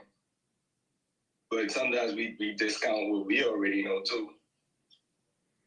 And some of that too is like when you speaking to people, they're not showing any humility and gonna tell you that what you said they didn't know. They yeah, I know that. And you're like, you don't know that. Like, stop lying. Yeah. I know what you're talking about. I have no clue what you're talking about. All right. And you know, that's one thing that I had to say. And I think Chief knew he was bringing me along. He's like, you know, and he would sometimes be like, you know, we know that da. And I'm like, I don't know what you're talking about. I have zero clue of what you're talking about, right? Hey, I know you know that. I don't know what you're talking about. All right, now, but what he was saying though, it always made me go dig. Like it always made me to make sure if you saying we know, then we need to know. It can't be me just pointing at you. So, all right, let's go find it. Let's go. All right, you can lean into this and lean into it. Right. And that's something I appreciate that though, man. I appreciate every show that was done, every nugget that was, and and it's always just a matter of going back and learning it and not trying to rush the process of saying I got like there was times which I even now appreciate of the hiatus because it gives me time to go back and listen to other segments. It gives me time. So I was just telling like even when the segments used to come out with like Old Chief Speaks and things like that, I would listen to those shows for the first day. I would listen to about a good 5, 6, depending on how long the show is. If the show is like 30 minutes on the podcast, I would listen to that at least 8 times in one day. If the show was 2 hours, and I would listen to those maybe 3 times in the day that it came out. But that like it was just all that I did so that it was becoming second nature. And even now, so I'll go back and listen to the podcast and I'll listen to those and I'll just listen to one every day. And I'll listen to it the same. So I'll listen to the same one for about 7 days straight until I go listen to a different one. And these are ones that I've already listened to, but it's just a matter of, are you going to keep it consistent? Are you going to keep it current? Or are you going to be like, I'm going to disrespect the process and be like, oh, I already got that. Well, then go listen and go look again. Go look again, Negro. Like, you really got it? Nah, I didn't have it. Yeah, I was actually saying this, but that actually ain't what was said in here. Let me make sure that I actually have it. And am I going to stay consistent to my study and just go for the ride, man? Because I don't know when the day is going to come where I'm going to need this. And somebody might be in a suicidal situation. And what I'm going to say to them in that instance may change the trajectory of their life. But am I going to disrespect that and just be like skip steps, or am I going to honor that and be like, you know what, I'm going to get it and I'm going to get it and I'm going to make sure I have it, so that therefore I'm actually getting something of nutritional value and going beyond just thinking that everything is just I can fix it with money. Here's some money. Money not going to fix a lot of these. It's not going to fix these problems, man. It's only going to magnify the problem. So if one is not willing to take the time and to go through their journey, well, then now, that's what they say in elementary. You get what you get and you don't throw a fit, man. People work hard for their situations. They work hard for their situation. Even my situation of when I was taken advantage of and they took my money, I work hard for that. I ignored the sound advice that my father gave me in the house. I ignored the dreams I was given. I ignored all of that. I worked hard to be God. I worked hard for that. Even though I can be like I was a victim, I worked hard for that. Now, if I worked hard for that, I can work hard to get out of it. And saying that I don't want that to happen to me nor anybody that I know, but I got to make sure that I have something of nutritional value to give them. Right. And look again, Negro. Look, hey. Too. Hey, that was in the Matrix too. That was right in the Oracle's kitchen, right above the sign that says "Know Thyself." Oh man, you're right. Yeah, know thyself, man. But again, that's a journey that you got to go on. Like that's even when he was like, so what do you think I'm gonna tell you? I'm not the one. You done brought in the movie I like now. That's a whole journey you have to go on though. Because guess what? If she would not sound like Abba Harut, he always be like, and guess what? So now why did I say that? Now why would I say something like that? That's because so it's like if she would have told him in that instance, you are the one, would he still be going on like doing the things that he has done, or would he have put it in neutral now because he felt like he had everything he needed? Mm-hmm. In that instance, what he told you is she told you what you needed to hear at that particular time and stage in your life. Now, either it is up to you. What that my mom used to tell me this all the time. If it's meant to be, it's up to me. I was like, all right. So what? If it's meant to be, it's up to me. If it's meant to be, then now what are you doing in order to now meet? That goes back to even the grasping the root of divine power, when it was like the difference between predestined and preordained. And when one is predestined for something, they feel like they can just sit up underneath an apple tree and an apple is going to fall right into their lap. Whereas now when one is preordained, that means that you're ordained to do something. You're going to have to put some work in order to go up there and get the doggone apple. But now what work are you putting in? This thing, even when I start, there's some old videos that I've done where I started talking about, I was going through, I don't know why I can't think of the name of these things. They teach you Toastmasters, right? Chief was the one that was talking about you should go through Toastmasters. I didn't know what that was, but again, here you go. Am I going to skip steps? Or am I going to say, you know, I don't belong to these people learning how to speak English, like literally learning how to speak English, right? I'm like, man, I'm beyond this. I don't know what you're talking about. I don't need this, right? I can say that, or I was like, you know what? I'm in this thing. Let's do it. Because you got to be able to go for the ride. It ain't no, oh, yeah, nah, I'm beyond. I feel like I'm at step 5. And somebody's telling you who's went through the steps. Nah, man, I'm telling you, take this step here. You'll get there, but you're gonna have to climb the tree. You're not just sitting up underneath it and you thinking that this thing gonna fall in your lap. Or so many people just want to skip steps or be dreamers and keep playing lottery tickets and all this other stuff. Like, I'm just gonna get rich quick. Nah, man, you're gonna get it and then you're gonna lose it as fast as you got it. Or you're gonna take the time to honor your journey and actually respect it and do some climbing. There's a way out, but the way out might have to be crawling through that sewage like Andy Dufresne had to do.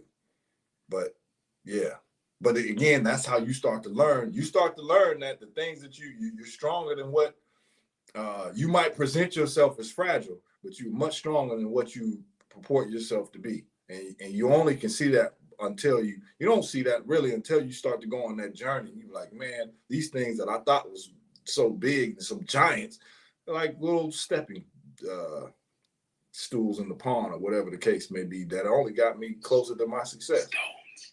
Oh yeah, that too. I appreciate it. See, always a helping hand. Hey, well, you know what? Guess what? We live in a time now. Maybe we should ask that word how it wants to identify itself.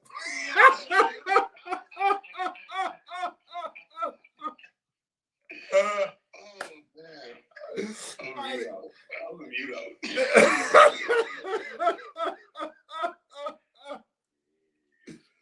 More trouble. Peace to the chief. How you feeling? All right, man. Greetings and salutations. Already. You know what I'm saying? He is I and I is he. Yeah. You don't know what to do. I've been studying you, brother. I know your taglines. Oh man. Hey. Man, this is such a good subject, man. Because that going for the ride is like, that's where all the good stuff is, you know, and it's that fear of vulnerability that you were talking about earlier, man, that really hems people up because they identify themselves with their senses. And it's like, if my senses encounter something that I've never experienced before, then I'm fearful of it. You know, as opposed to recognizing that life is vulnerability. Like that's your whole key. You know, like if life was a keyhole, the key to get into life is vulnerability. Because how do you come into a space and then dictate based on your 5 senses what that experience is supposed to be? You know, that yeah, that goes to the whole stool and the stone, you know, joke. But you know, I feel this way, so it should be this way. Right. But you know, yeah, once you're vulnerable, you're able to go for the ride. You know what I mean? I remember many times as a young man, you know, on what we call the block, or what we call in New York, we have stoops, you know, like sitting on a stoop. And, you know, one of the old heads come through. An old head is someone who's in their 20s, you know, but being a young man or a teenager is somebody, you know, that, you know, one of the older guys from the block you looked up to, whatever, pull up, yo, what you up to? What y'all doing? Nothing, chilling. Man, get in. Come on. We're going to go for a ride. You don't know where you're going. You know what I mean? You might end up in another borough. You might end up in another state. It doesn't matter, because every moment that you with this person, you soaking up game. You know, you smelling their cologne, like, okay, that's the type of cologne you should wear. Okay, I see he got these kind of sneakers on, or these type of shoes, and he's listening to this type of music, and you know the questions he made, and you literally might just be going to the supermarket. He might be like, all right, look, here's my shopping list. Go run in there and get all that stuff for me and come back in, and hey, y'all can keep the change. You know, and that's enough. You know, shoot, I would have did it. You know, if you didn't give me the change. You know, just for that opportunity to ride, man. You know, to go for and that's life is a ride. Life is a ride, and when you are too afraid to be vulnerable, you know, you lose the opportunity to know who you are, because what happens is that there's a false self that you begin to build around yourself, you know, and that's through your fear. You build this false self. And then, like you said, man, sometimes you introduce people to the information, or they'll come across me and be like, oh man, he's too rough, he's too this, or he's too whatever. I don't even know, because I don't even listen, so I don't even know what people say. I don't really care, you know. So, but the thing is, whatever it is they say, it's like, no, when you're confronted with truth, what truth does is it starts to dismantle the false self. And inside of the false self, you find your real self. And that's what we call enlightenment. That's essentially what enlightenment is when you strip away all the darkness or the fakeness of who you actually are and get to your true self. So when you're actually running away from information, or you're running away from something that you consider to make yourself, that would make you uncomfortable, you're running away from yourself, because inside of that truth, you will find yourself.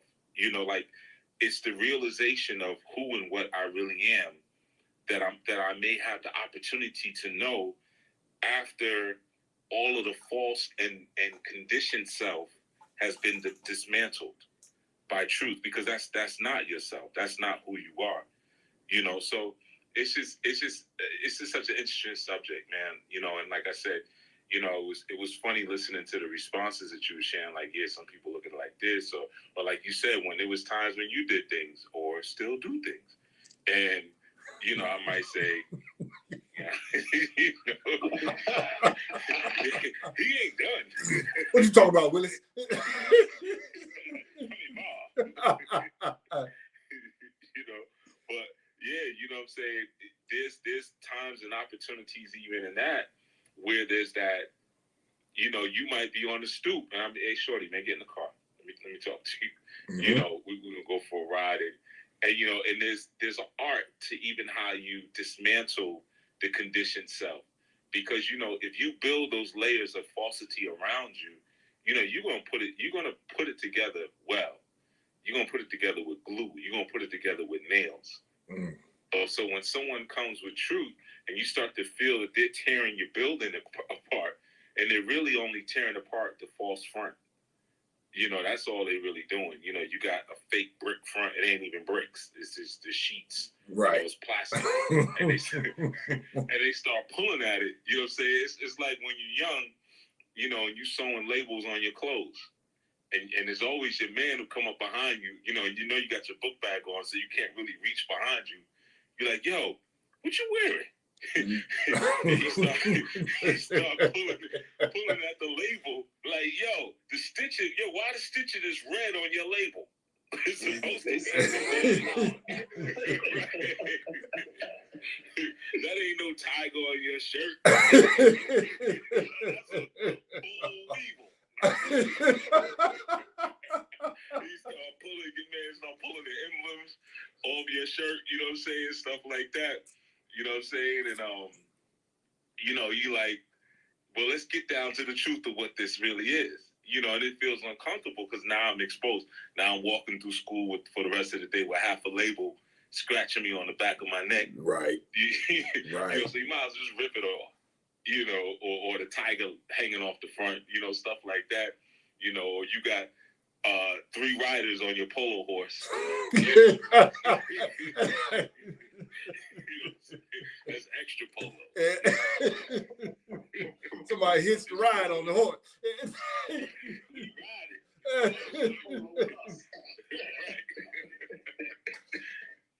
that's what I suppose it feels like when you get confronted with truth, because that vulnerability is, it feels like there's going to be so much suffering, and I'm going to be seen, and there's a certain perception that I may have of myself, and that perception, it may not be accurate. Every molecule that exists in the universe has an intelligence to it, even though it doesn't possess a consciousness. So there's states of consciousness and there's states of unconsciousness, and just like you have animals. Animals have dreams. Insects, for instance, like a cat will dream. But insects, they don't have dreams. So there's various levels of awareness and consciousness and unconsciousness, and sometimes we'll be moving with so much unconsciousness, but we've built up such a strong fortress around it that it's like there's no way I could be wrong. There's no way, or we'll say things like, man, I feel like every time I say something is wrong. Everything I do is wrong. Well, maybe everything you are doing is wrong.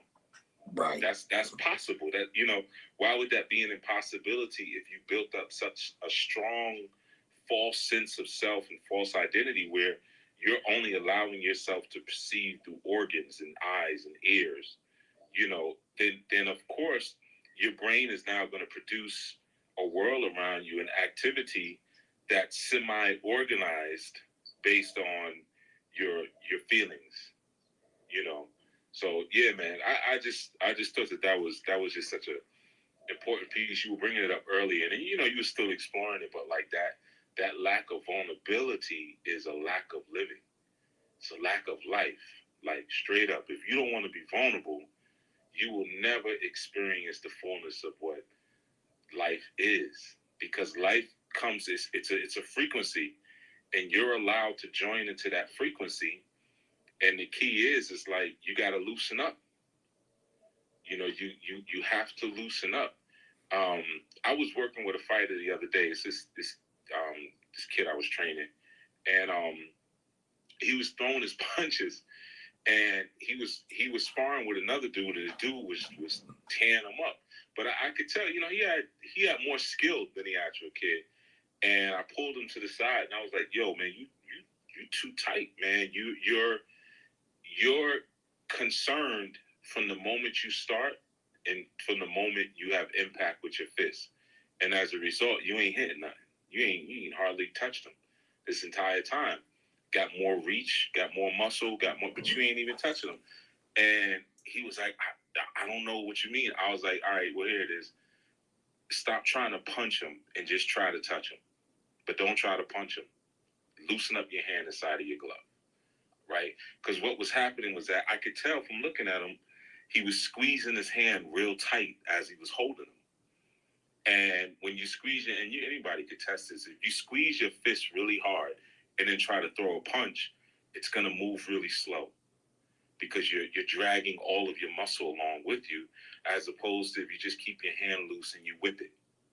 Like if you were slapping something, it's going to move really fast, because you're not concerned necessarily. When you're squeezing it really hard, there's a tenseness and there's a closeness, and I'm afraid to be vulnerable at any moment. But when you whip your punch, at one point, your arm is soft and it's loose, it's vulnerable.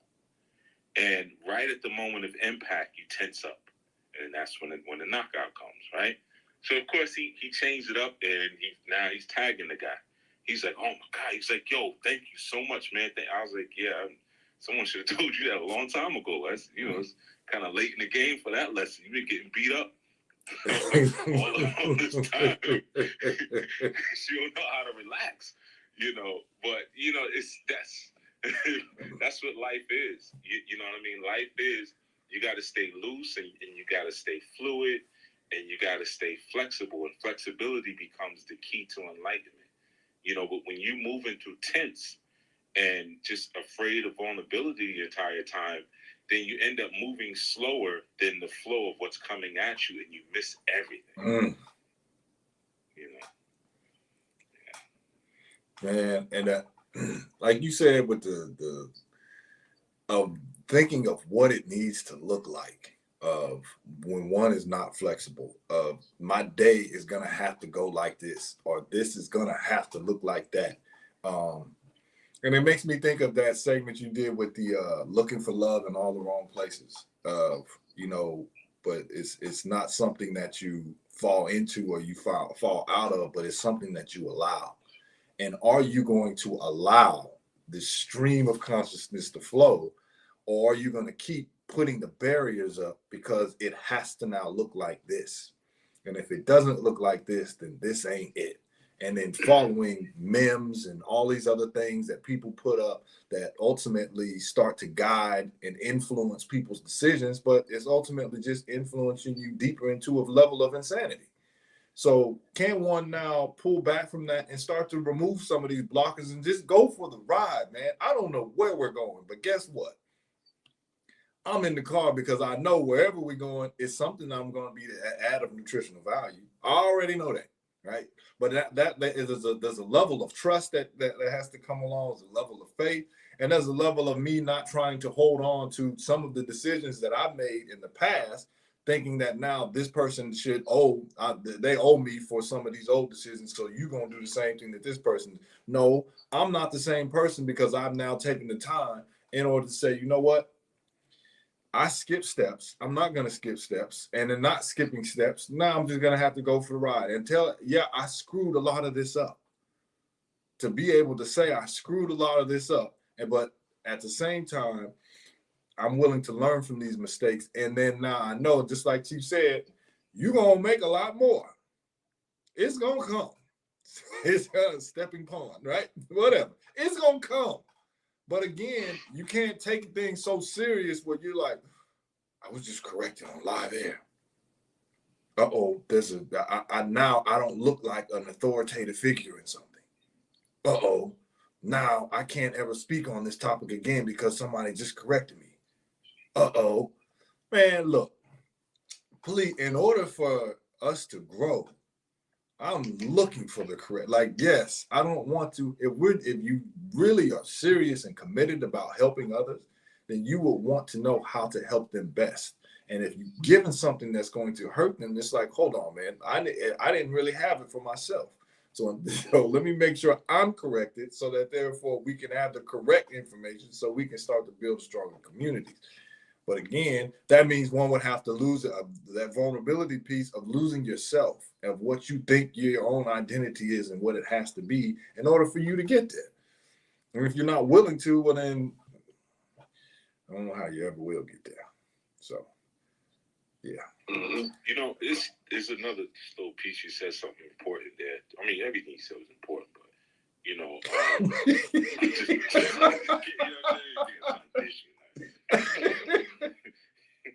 a backhanded compliment. One word. That's one word. When they afraid to concede, they'd be like, "Well, I agree with a lot of what you said." Right? To plant that little bit of doubt. You know what I'm saying? It don't work on me, man. Your opinion is valid. Your opinion is valid. Right, exactly. Or they'll say, I understand what you're trying to say. Mm-hmm. Oh, yeah. I see where you're coming from. Yeah. Right. Yeah. Get out of here, man. Yeah. I spit hot fire. I know what I'm doing. Yeah, man. I'm Dylon. But nah, yeah, just that man, I forgot my whole point.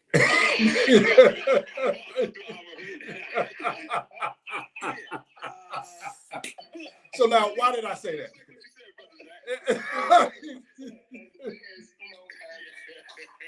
What's cool about Alvaro? If you say right there in the moment, you don't know what you want to say. Nope. Right.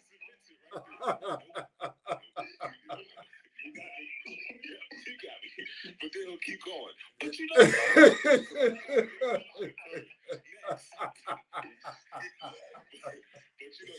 remember it was about being corrected on air. It's that false sense of self that I built up on who I think I am.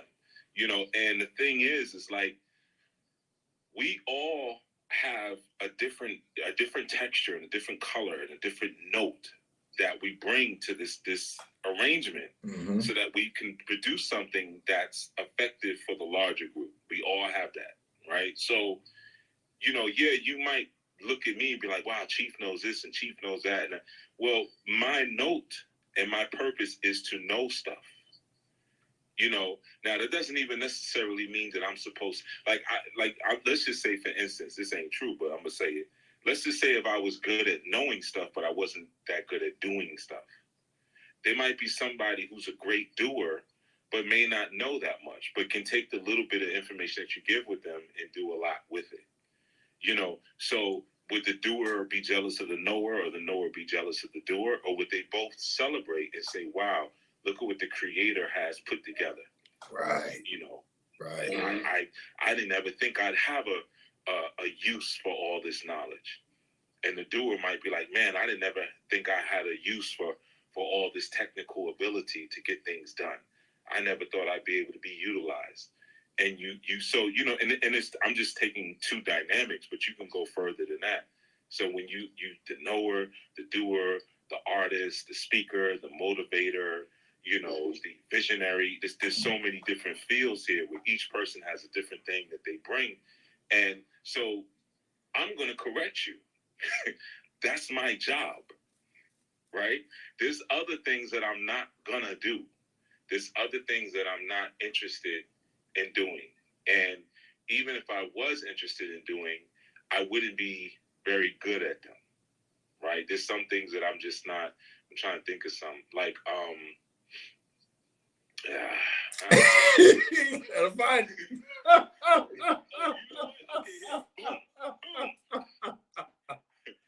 Because I was on a swim team for a little while in high school, man. I was a pretty decent swimmer, right?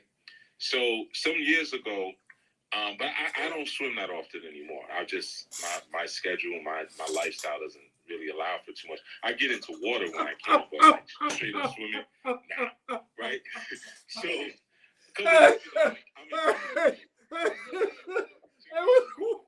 what did you swim into? What event did you swim on? Who allowed you to be on that team? I'm telling you, I was nice. I'm telling you. Yeah, I've seen a lot of different stuff. A lot of different things going on. You know, but I got kicked off the team. I got into an argument with the coach.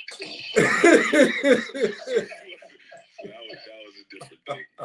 Did you smack him? That's what he did. He's like, yeah, if I tell you something wrong. If I tell you the story, man, it was worse. I ain't even gonna get into this story, but I'll say this: he ended up with his arm broke.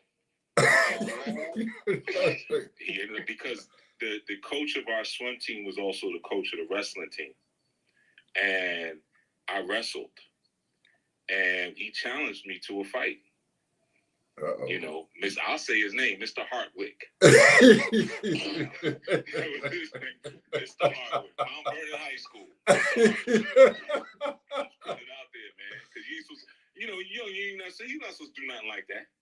I didn't know, you know, and I ended up getting kicked off the wrestling team. Got kicked off for 2 teams because of Mr. Hartwick. You know, but That man seemed like a wanted poster. I was one of the good ones. You know, I used to see this guy on stage of Revolution. Yeah, exactly, like my brother. I was one of the good ones, man. I went to a wild school, man. It was stabbings and shootings, all kind of stuff. I was, you know what I mean? Right. I was good. But yeah, man. So a couple of years ago, I'm in Cuba, and I'm like, yeah, you know, man, that water look good. You know, I was near a lake, man. I was just cooling out. I had a couple of hours to burn before I had something I had to do. I was like, man, I'm gonna go for a swim. And man, I like watered every tree around the perimeter of that lake, man. I was just making such a mess. You know, like it was one of those moments where it was like I got almost like the middle of the lake, and I'm like, all right, well, maybe this is my burial plot, because I don't think I can make it back. I was like, And you know, and I'm serious. There was a moment where I was like, man, what more beautiful place to go? Like I started convincing myself, like, yeah, it's beautiful, man. Like, this is it. So I'm just gonna go down right here, man. Go down like the Titanic with the band playing and whatnot. Bloop, bloop. You know, and I had to recognize, like, man, all right, like I'm counting years. I'm like, when's the last time you really swam? And I'm like, yo, oh, you had a part in the front of your hair. The last time you was swimming and a streak of dye up the front. And a Mercedes medallion on your necklace. Like, that's the last time you was really swimming like that. I was like, dang, man, yeah, that's why this ain't working. You know, so yeah, man, there's some things that I could probably be the coach, but there's some things I'm just not good. In fact, I'm gonna tell you how long ago it was. Mr. Hartwick, see, a lot of y'all too old, y'all too young to remember this. Back in the days, male gym teachers used to wear these nylon, like polyester nylon shorts, and they were super, super short. Yeah, y'all don't know nothing about that. And they'd have their they used to wear striped tube socks, and they had their tube socks pulled all the way up to their knee, and they'd have stripes on them. And their shirts were coochie cut shorts. Coochie cut. Oh, man. That's how far back we go.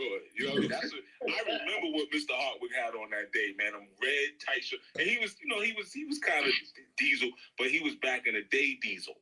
Back in the day, diesel. You know how like all the old Supermans used to look. Mm-hmm.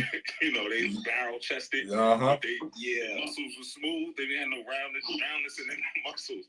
You know, he was one of them type dudes, man. And he said something to me that I took as racist, and I called him out on it, and he was like, "Well, you think you're hot? SHIT? Let's get on the mat." Oh, that's fighting words for white people. Yeah.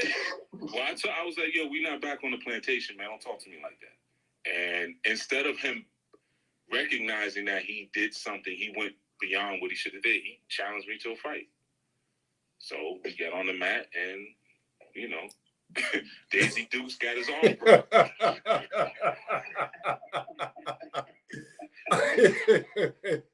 man. He shamed his ancestors up there. Yeah, he definitely did, man. He definitely did. I was nervous though, man.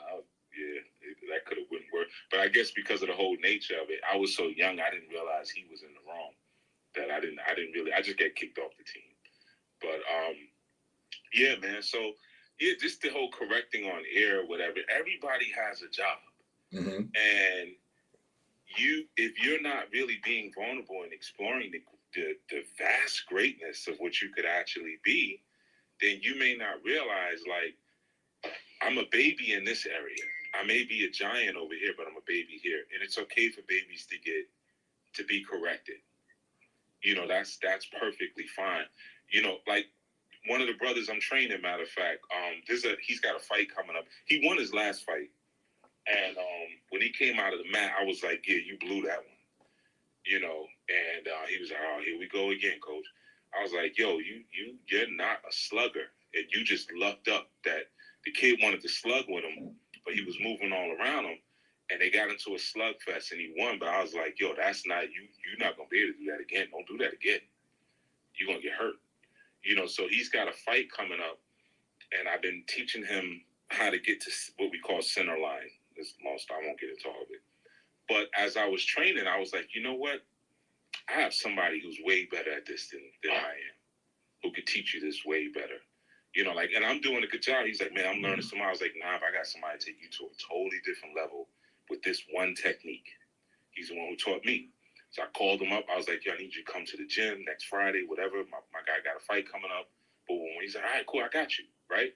So recognizing, now I bet when he comes, he's gonna say, all right, let me see what you got. And he's going to do what I taught him, and he's going to be like, he might clean up some of that up.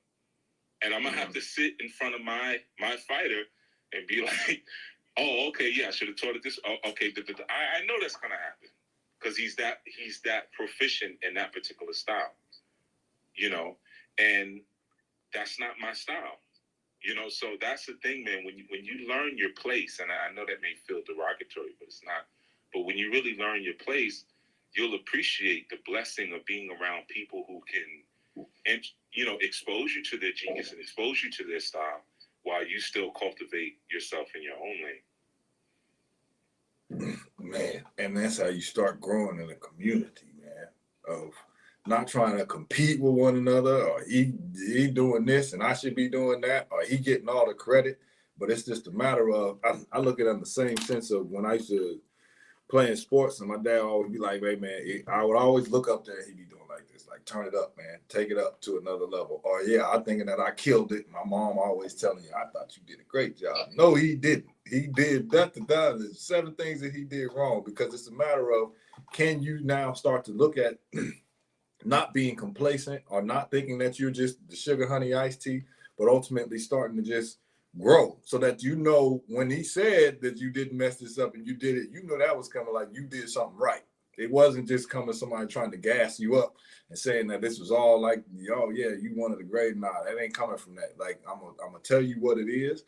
You can learn and you can grow and you can keep growing and keep getting better, and not looking at your name in the paper, or not trying to look for you winning some accolades or trying to do all of this, but ultimately, can you just become a better version of yourself? And next thing you look up and where you dreamed of other, you never thought that you would be. You finally look up and be like, damn, I did make it. I did make it. Next thing you know, but you just going for the ride. And it's like, are you going to disrespect that journey from not be taking heed to what somebody has told you? Are you going to disrespect that journey by saying, I can figure this out myself, I don't need anybody? Are you going to disrespect that by when somebody corrects you live on air to all of a sudden shut down and say, well, you know what? It's best that we just end this live because I got something I got to do. We going to do that? Or it's like, you know what? I'm going to take that and make sure that I now correct it so that therefore I don't let that happen again. It doesn't mean that I'm not going to screw it up, something else up. But that one, I got that one. All right. So now what else we got? Right, and if you're talking about helping people and saying you're doing this because you love people and you want people's lives to get better, like you were saying earlier, you should seek that correction, because it's super dangerous if someone believes everything you say and you know you ain't got it all together and you just giving out information piecemeal, but they're not getting the fullness of it or the foundation of it. So now they taking it and running with it and thinking they can put it together, but they trying to figure out why they can't make it work. You know, it's better, like, you're actually more credible when you admit you don't know. Like, I don't know, but I know someone who does. Right. As opposed to saying, I don't know, but I'm going to freestyle and maybe, hopefully I'm smarter than this person in this moment. As though as soon as the conversation ends, this thing is going to die right here. And it carries forward. So you want to make sure that you're on point. Man, listen, I give you another one that I screwed up. There was a when we doing the Shema.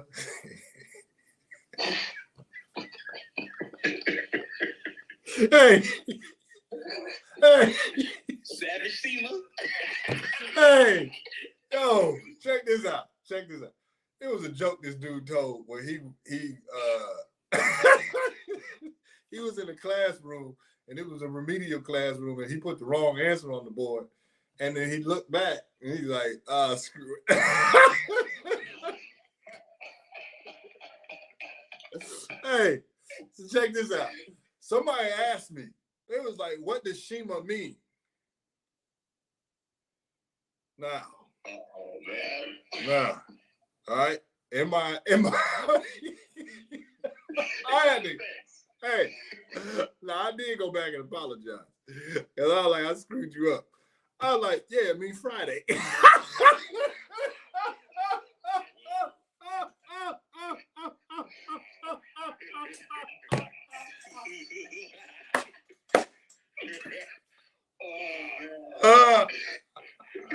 like, yo, you didn't know that?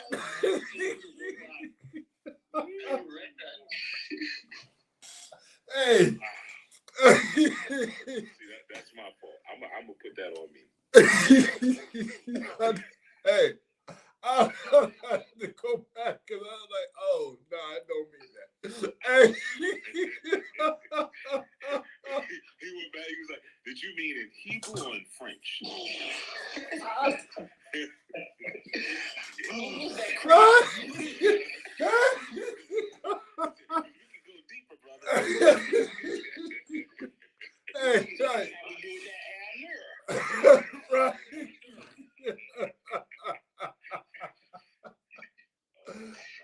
Hey, hey. When I said it, they were like, "Oh, yeah, okay, that makes sense." I was like, "Yeah, that's what that means." And you gotta go to real. But again, how dangerous is that though to give somebody some information that you don't know? Set them off all lopsided. Man, it's so dangerous. It's so dangerous though, man. And it's like if you don't know, then just say you don't know, and be like, you know what? Let me go find out before I give you anything that's going to ultimately that can possibly get you hurt. You could be in there and just so and so said that. Yeah, that ain't right though. So now we both are ignorant, and because now my ego is so inflated that I don't want to be corrected, whether it be behind closed doors or live or whatever the case may be, and ultimately putting other people in harm's way because of my ignorance. So if there's something that's like I don't know, or all because I just didn't want to be corrected, so don't skip So steps. do you brothers know what Shema means? Yeah, to listen. For me, it's. I would say here, because I used to say,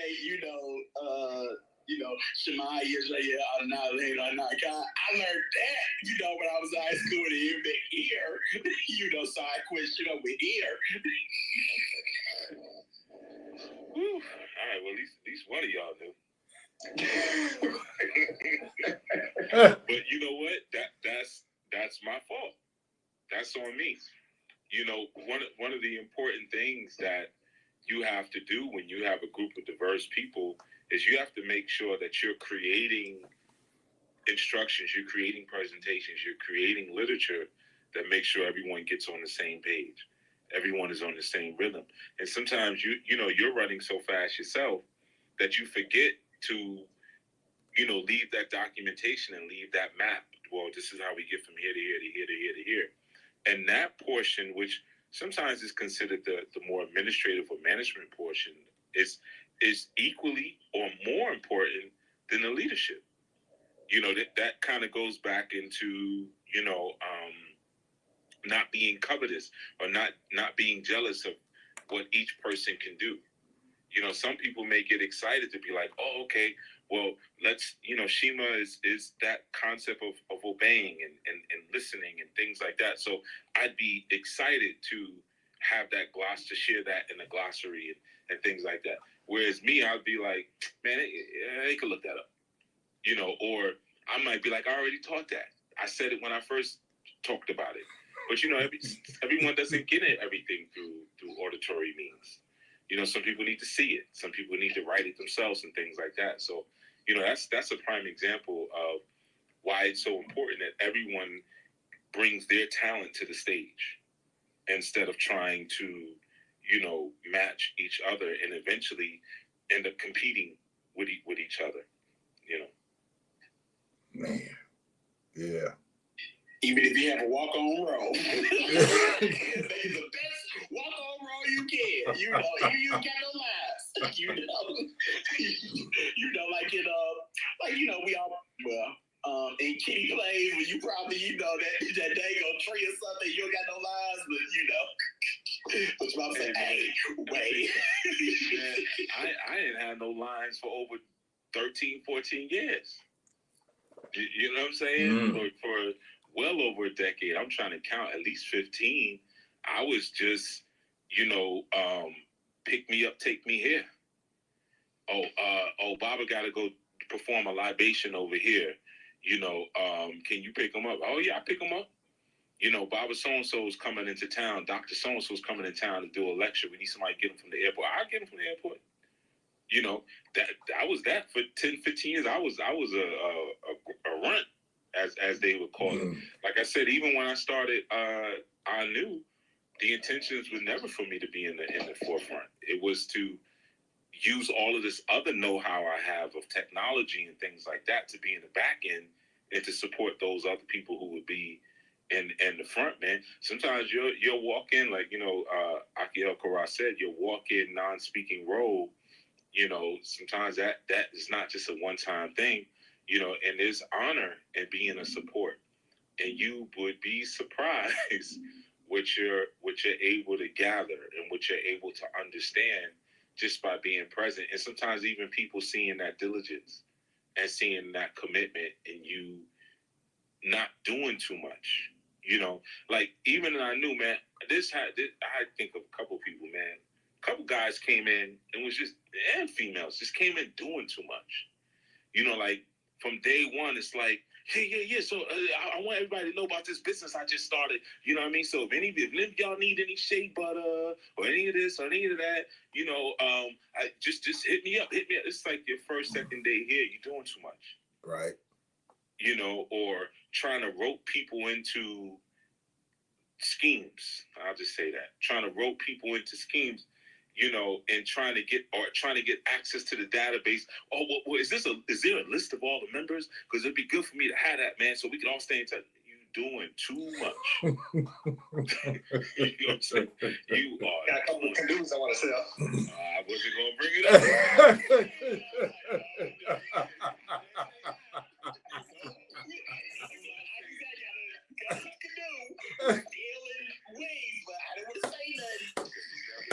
They might be listening. They might be like, oh, all this time you was laughing at my canoe.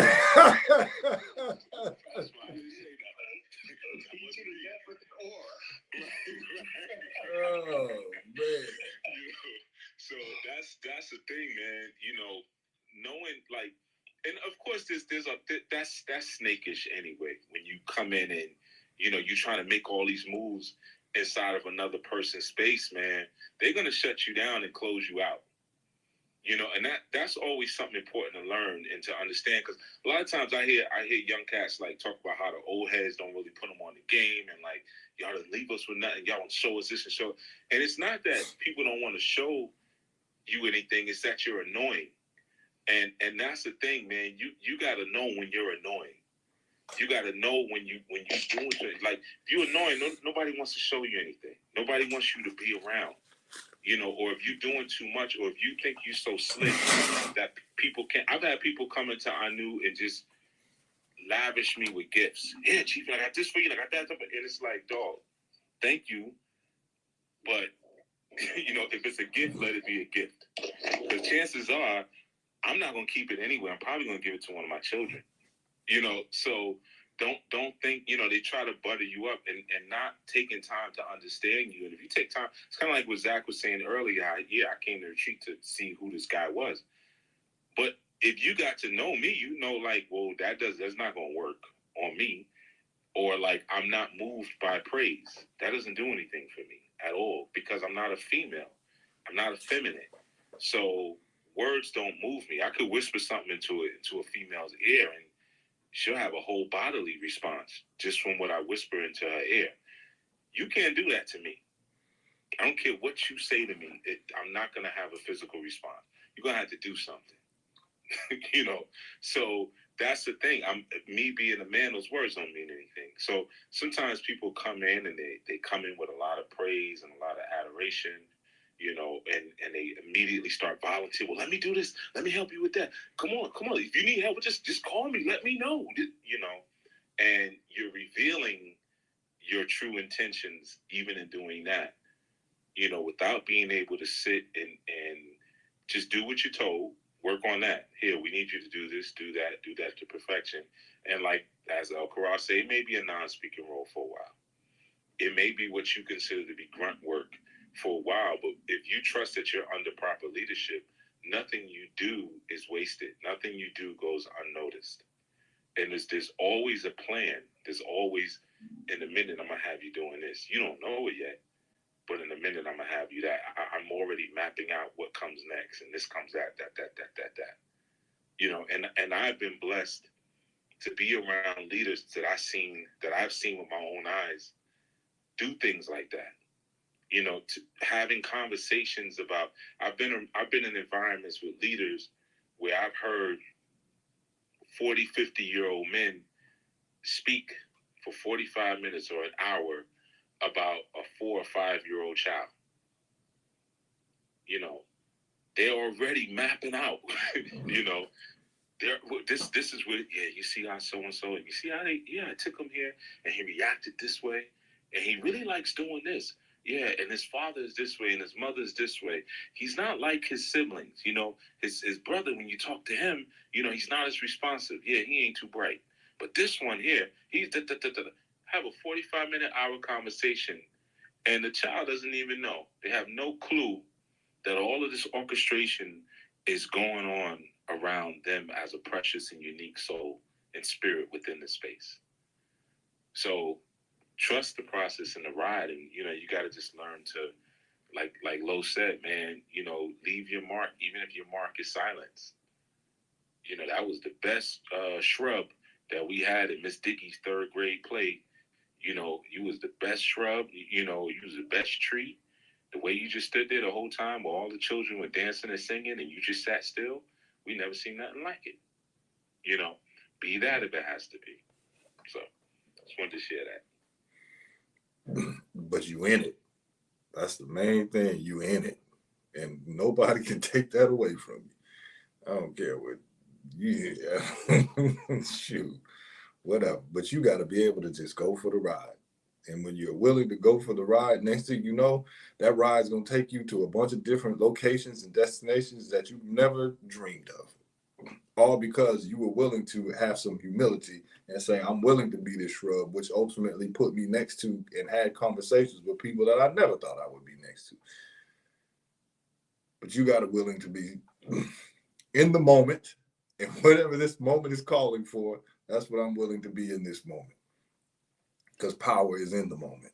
And as soon as you want to control or cling to your old self or your identity and what you think you are, then that's when that moment passes you by. So go for the ride, man. Did anybody else want to add anything before we close? All right, cool. I'm gonna put so the retreat is coming up in July, June.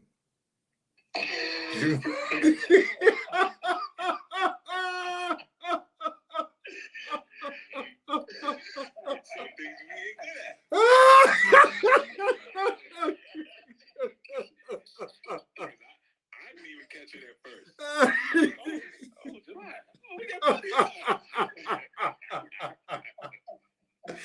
Hey, Coach Yafe, help me.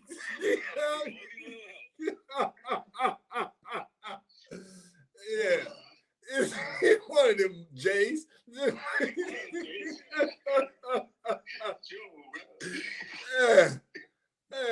Hit the QR code. Come check it out. Come check us out. Am I missing? It's in that Big Easy, you know what I'm talking about? You know, you can always go to the Our New Life Global website, and if you go, there's a retreat FAQ that you can click on, and it gives you some ideas about the time of the retreat. When, you know, not the dates around, you know, June 2023.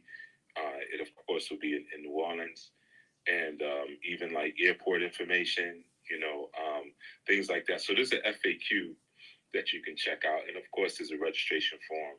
You know, keep in mind too with the retreats, it's not a however many days we tend to do them, but it's not a lecture every day type experience, man. We do all sorts of things, and the only time we really have like workshop or whatever is on Sabbath, you know, which you would have anyway. But outside of that, man, it's just a lot of getting to know things, getting to know each other and stuff like that, man. So, you know, for anyone who, you know, obviously always come with your notepad or whatever, but if anyone who's like, man, 4 days of just straight teaching and stuff, yeah, you're going to learn. There's teaching in everything that we do because we just tend to be a learning sort of community in that way, man. But, you know, the spirit that I seek to transcend to all members of our new are also community, family, you know, healthy bonding experiences, survivalism, You know, so that's why a lot of times the retreats we're camping out, we're teaching things like, you know, how to make fire, how to purify water, you know, things like that are sacred and important to us as a community, as well as the food. The food is a part of the retreat too. We don't ever really bring that up. You know what I'm saying? But well, we serve. Now, what you get in your car and go get, that's, you know, on you. You go make your candy bar runs. But you know, because that does happen. I didn't do it. You know what I'm saying? I ain't snitching on nobody, but you know, even the food is a critical part. You know what I mean? Because being able to have a lot of times people who also listen to this information or who want to be a part of our new, that question has come to me before. Like, well, how do y'all eat?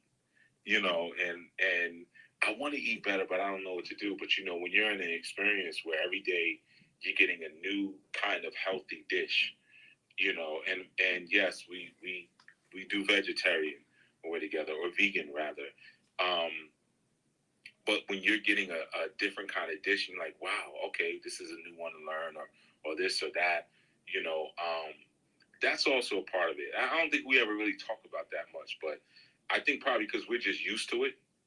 You know, but that's actually an important part of it. I know that, you know, for some of the people that I speak to and I work to, you know, there's retreats that people go on just to go eat healthy food and to learn new recipes, man. So, you know, that's an important part, man. And of course, being in a space where you're safe. You know, that's for me with the retreats, that's one of the most important things. I love when I see the children running around, just running free, going off, you know, whether they grabbing fishing poles and they going fishing. So yeah, I said vegan, but their bodies of what I forgot that. Carnivorous children get some sharp teeth. My joints is rounded out, but yeah, we got some omnivores. But you know, so if we're near a body of water and we fish, then you know, one of the directives I always have: if you pull it out the water, you got to eat it. You know, so we don't hunt for sport. You know, but you know, it's always for me, it's just a beautiful sight, man. You know, first thing in the dawning, children running off with their fishing poles, or you know, they're going to go do archery, or they're going to go, you know, grabbing the gloves because they want to go box a little bit, or whatever it is. But they just freed up, and you don't have to be like, well, don't go too far, you know, because wherever we're at, we usually are controlling that entire space, and there's so many men present that it's like, man, you good, you know, you surrounded by uncles, like ain't nothing, ain't nothing gonna happen, you know. So there's other aspects, I guess, other nuances that I think are beautiful about that retreat experience. So I would encourage anyone who's interested in the information that we share, or just wanting to know and learn more about this community, you should come through. You know, you should definitely come through. And Louisiana is a cool spot, man. You know, it's got a certain kind of vibration to it, man, that lends itself to learning. I have found, you know, every time that I've touched down in Louisiana and done any kind of teaching, it's always been pretty helpful. I'll just say that. I've always gotten a lot of good feedback and reports from people who've been able to learn, you know, and I think in that space, you know, some places are more conducive to growth than others, man. You know, there's all kind of wildlife growing all over there, man. So it's a very fertile environment, man. So, you know, I would just say for those who have an interest there and who are even just curious about what this is, you know, and that's why I opened it up for everybody. If you have a curiosity, you know, you're not going to get everything on YouTube through little screens where everybody's separated. One is in this state, and other one's in that state. It's different when you see us, you know, arguing around the fire. Tell the truth. Be honest. Arguing and kicking logs in the fire. You know what I'm saying? So yeah, it's a whole experience, man. But that's what family does, man. We grow and we expand together, and we source out different ideas together. And sometimes we'll sit around, especially the brothers, man. We'll sit around by the fire, 1 o'clock in the morning, talking. We might be talking about one child. Right. See this one, how they were today? Yeah, man. Yeah. Da, da, da. You know, it's about that, and that's that communal architect process that's happening when you got the visionaries sitting and they're building the best in each other. You know. So yeah, man, we call it a retreat, but I don't. You know, I guess we're dropping out of society for a little while, and it's important that everyone do that periodically. You got to drop out of society. You know, you have to get into a space where there's a little bit more sustainability, where things are a little simpler, things are a little bit more primitive, and you can kind of release yourselves from, you know, just the constant space that society tends to take up in the psyche, and, you know, fill your head with certain healthy things. You know, it's like when you go hiking, you know, when you come out of the woods, you know, when you spend some time in the woods, days or whatever, there's like this, you can almost feel your body vibrating when you come down to the pavement, you know, when it's time to leave and you're driving away, you're going to get on your plane or whatever. You can feel the vibration that you didn't feel when you were in the woods. And it's like, wow, man, I'm, you know, it's like a high that you'll have for a couple of days after, you know, because it's like a cleansing of yourself. There's a purification that happens, man. And the retreats have always been that as well, man. It's that high vibrational energy, you know, so I wanted to just throw that little thing in there. Because like I said, we don't really talk about that too much. And I think that's the important part. I was on my flashbacks when you were talking, and there's a lot of great memories from even with the naming ceremony, and children were naming the frog. Oh, that was crazy. Well, you remember the name they gave the frog? Yeah, Zachary. Hey, it's a biblical name now. While we were doing the naming ceremony, I guess the adult ceremony, I guess they figured it out. You know, children figure out how to do things. Yeah, exactly. They figured out the whole procedure, how to do a naming ceremony, caught a frog, and then did a naming ceremony on. They caught a whole frog. Why?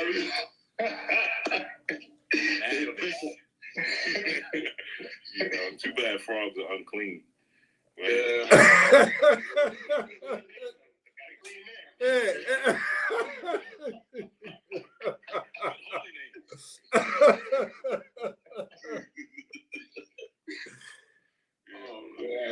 Even the conversation with the brothers start talking. Next thing you know, the sun comes up.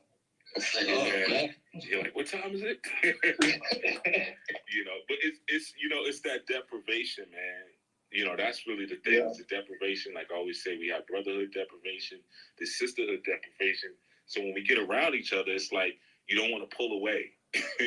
You know, you really don't want to, because you think about the last retreat, we were not in a large area, and I didn't even explore all those woods and go all over the place. I was good, you know, where we all were, man. Sometimes it's like that too, man. You know, you're getting an opportunity to connect with like minds for a couple of days, man, and then kind of exchange ideas and build and share different values that you may not normally get to speak about, you know, or different challenges, you know, that other people can relate to, you know, and you just want more of it.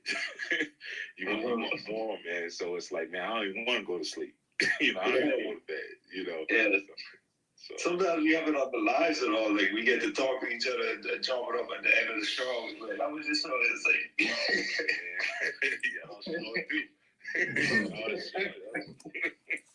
I can name the two people that go to sleep though around that campfire, but. Albert Harut and let's see who else would, because I slept there overnight, but not when we talking.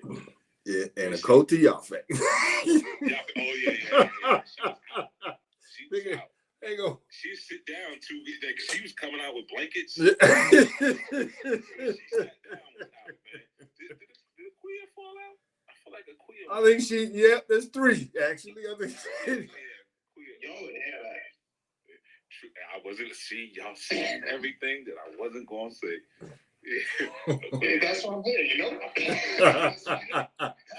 Hey, and I want to give a special shout out to everybody who allows Chief to teach something but gives me the credit for it, like the oil with the fire. I appreciate y'all, man. I appreciate every last one of y'all, man. Yeah, they call, you know, that's why I noticed that's the funny thing. They always call you out for my stuff. For my stuff, they be like, somebody once said, I don't know.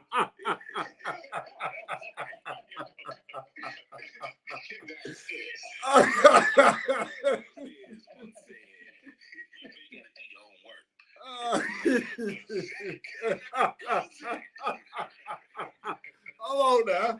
He always said, into the darkness.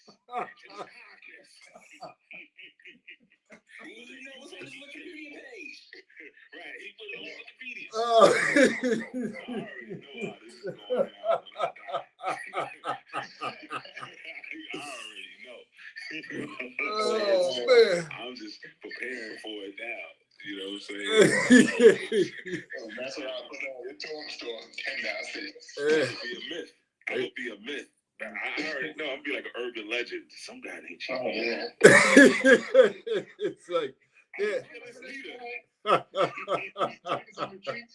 What's his name? Right. Oh, that's like that. When it be like, you heard of the Imhotepian method? Nah, but I know the Socratic method, right? I know Socrates. I know what's getting ready to happen. Y'all face said she saw and heard everything. I bet you did. She's dreaming about pink elephants.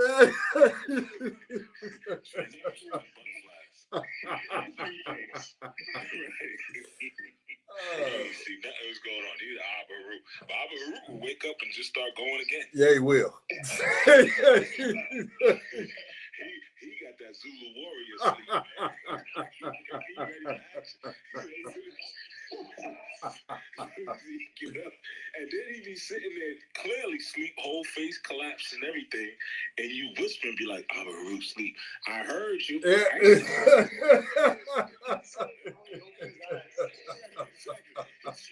Still saying it.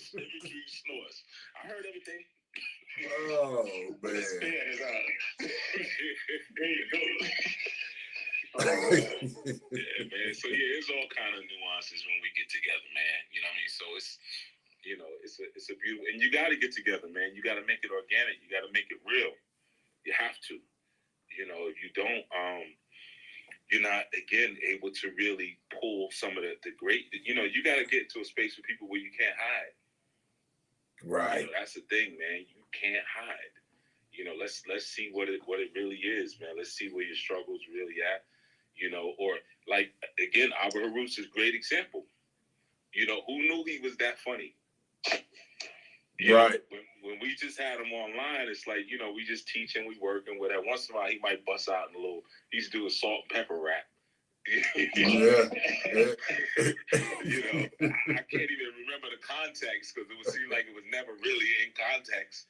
You know, but he do the salt and pepper songs. But but you know, but then in person, everybody was coming to me like, man, I love Abba Haru. Man, I love that brother. You know, it was like, yeah, you got to see him, first of all, because he loves nature. He loves camping. So you got to see him in his element. And in the element, he becomes something else. He over there, he dancing, he's singing, you know, he cracking jokes all night, you know, and stuff like that. But then we had moments where there was some healing sessions, you know, and like Abba was able to, you know, speak in a certain tone and way that's different than maybe how I would speak or how Zach was speaking, so forth and so on, you know. So that getting together and getting in those natural environments is important, man, because it pulls things out, man. You know, kind of like how Master Menelik pulled out a guitar the last 5 minutes. Hey, we did a whole jam session. And he pulled out it was a nice little guitar, little Fender. Pulled out a guitar, and I was like, "What's up?" He's like, "Yeah, I gotta catch my bus though."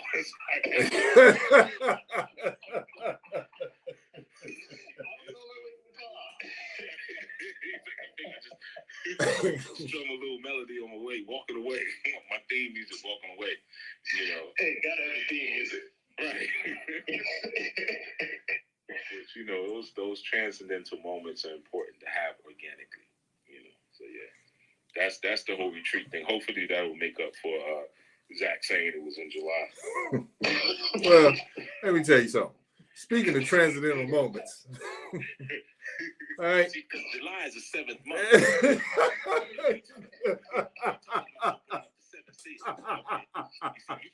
just talking about music, okay?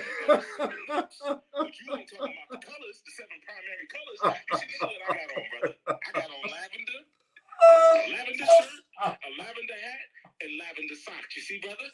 It's the 3 points of lavender. I purify the atmosphere because lavender purifies the air. You see? So when you look at July, you're looking at the month of purification, brother.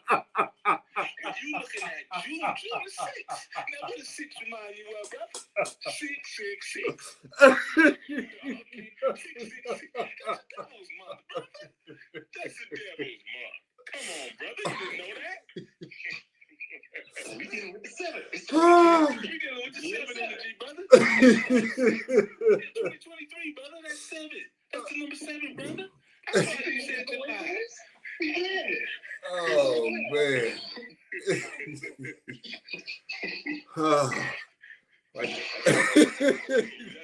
what he's getting ready to do.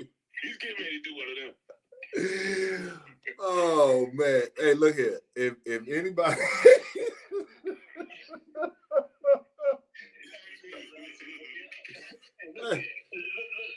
hey, what I was gonna say, I know some people have not been with a winning program. I know some people have struggled. In 2023, I plan to repeat as kickball champion as I was in 2022. So if you want, Here we go. Oh, I got the pictures too.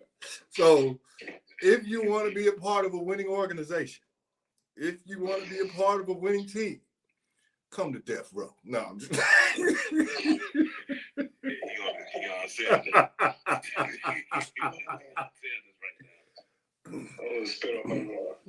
Nah, but what I'm telling you, man, is so just what she said, being around others, just being able to laugh and being in the moment and step away from the city, man, stepping away from the mundane of wherever you at to get around like-minded individuals, man, it's like a hard reset button of being able just to see things and take a load off of not worrying about what's going on over here, being surrounded by individuals that you know give a dang about you is I really can't put it into words. It's something that you would just have to experience for yourself. So willfully you allow yourself to go for the ride, man. You allow yourself to go for the ride. So is anybody else want to say anything? Does anybody else want to say anything or? Just give thanks, brother. Give thanks for the good. Hey, give thanks for y'all coming and support, man. Much appreciated. Enjoy the rest of your evenings, and we'll do this same time, same channel next time. All right, peace. Peace.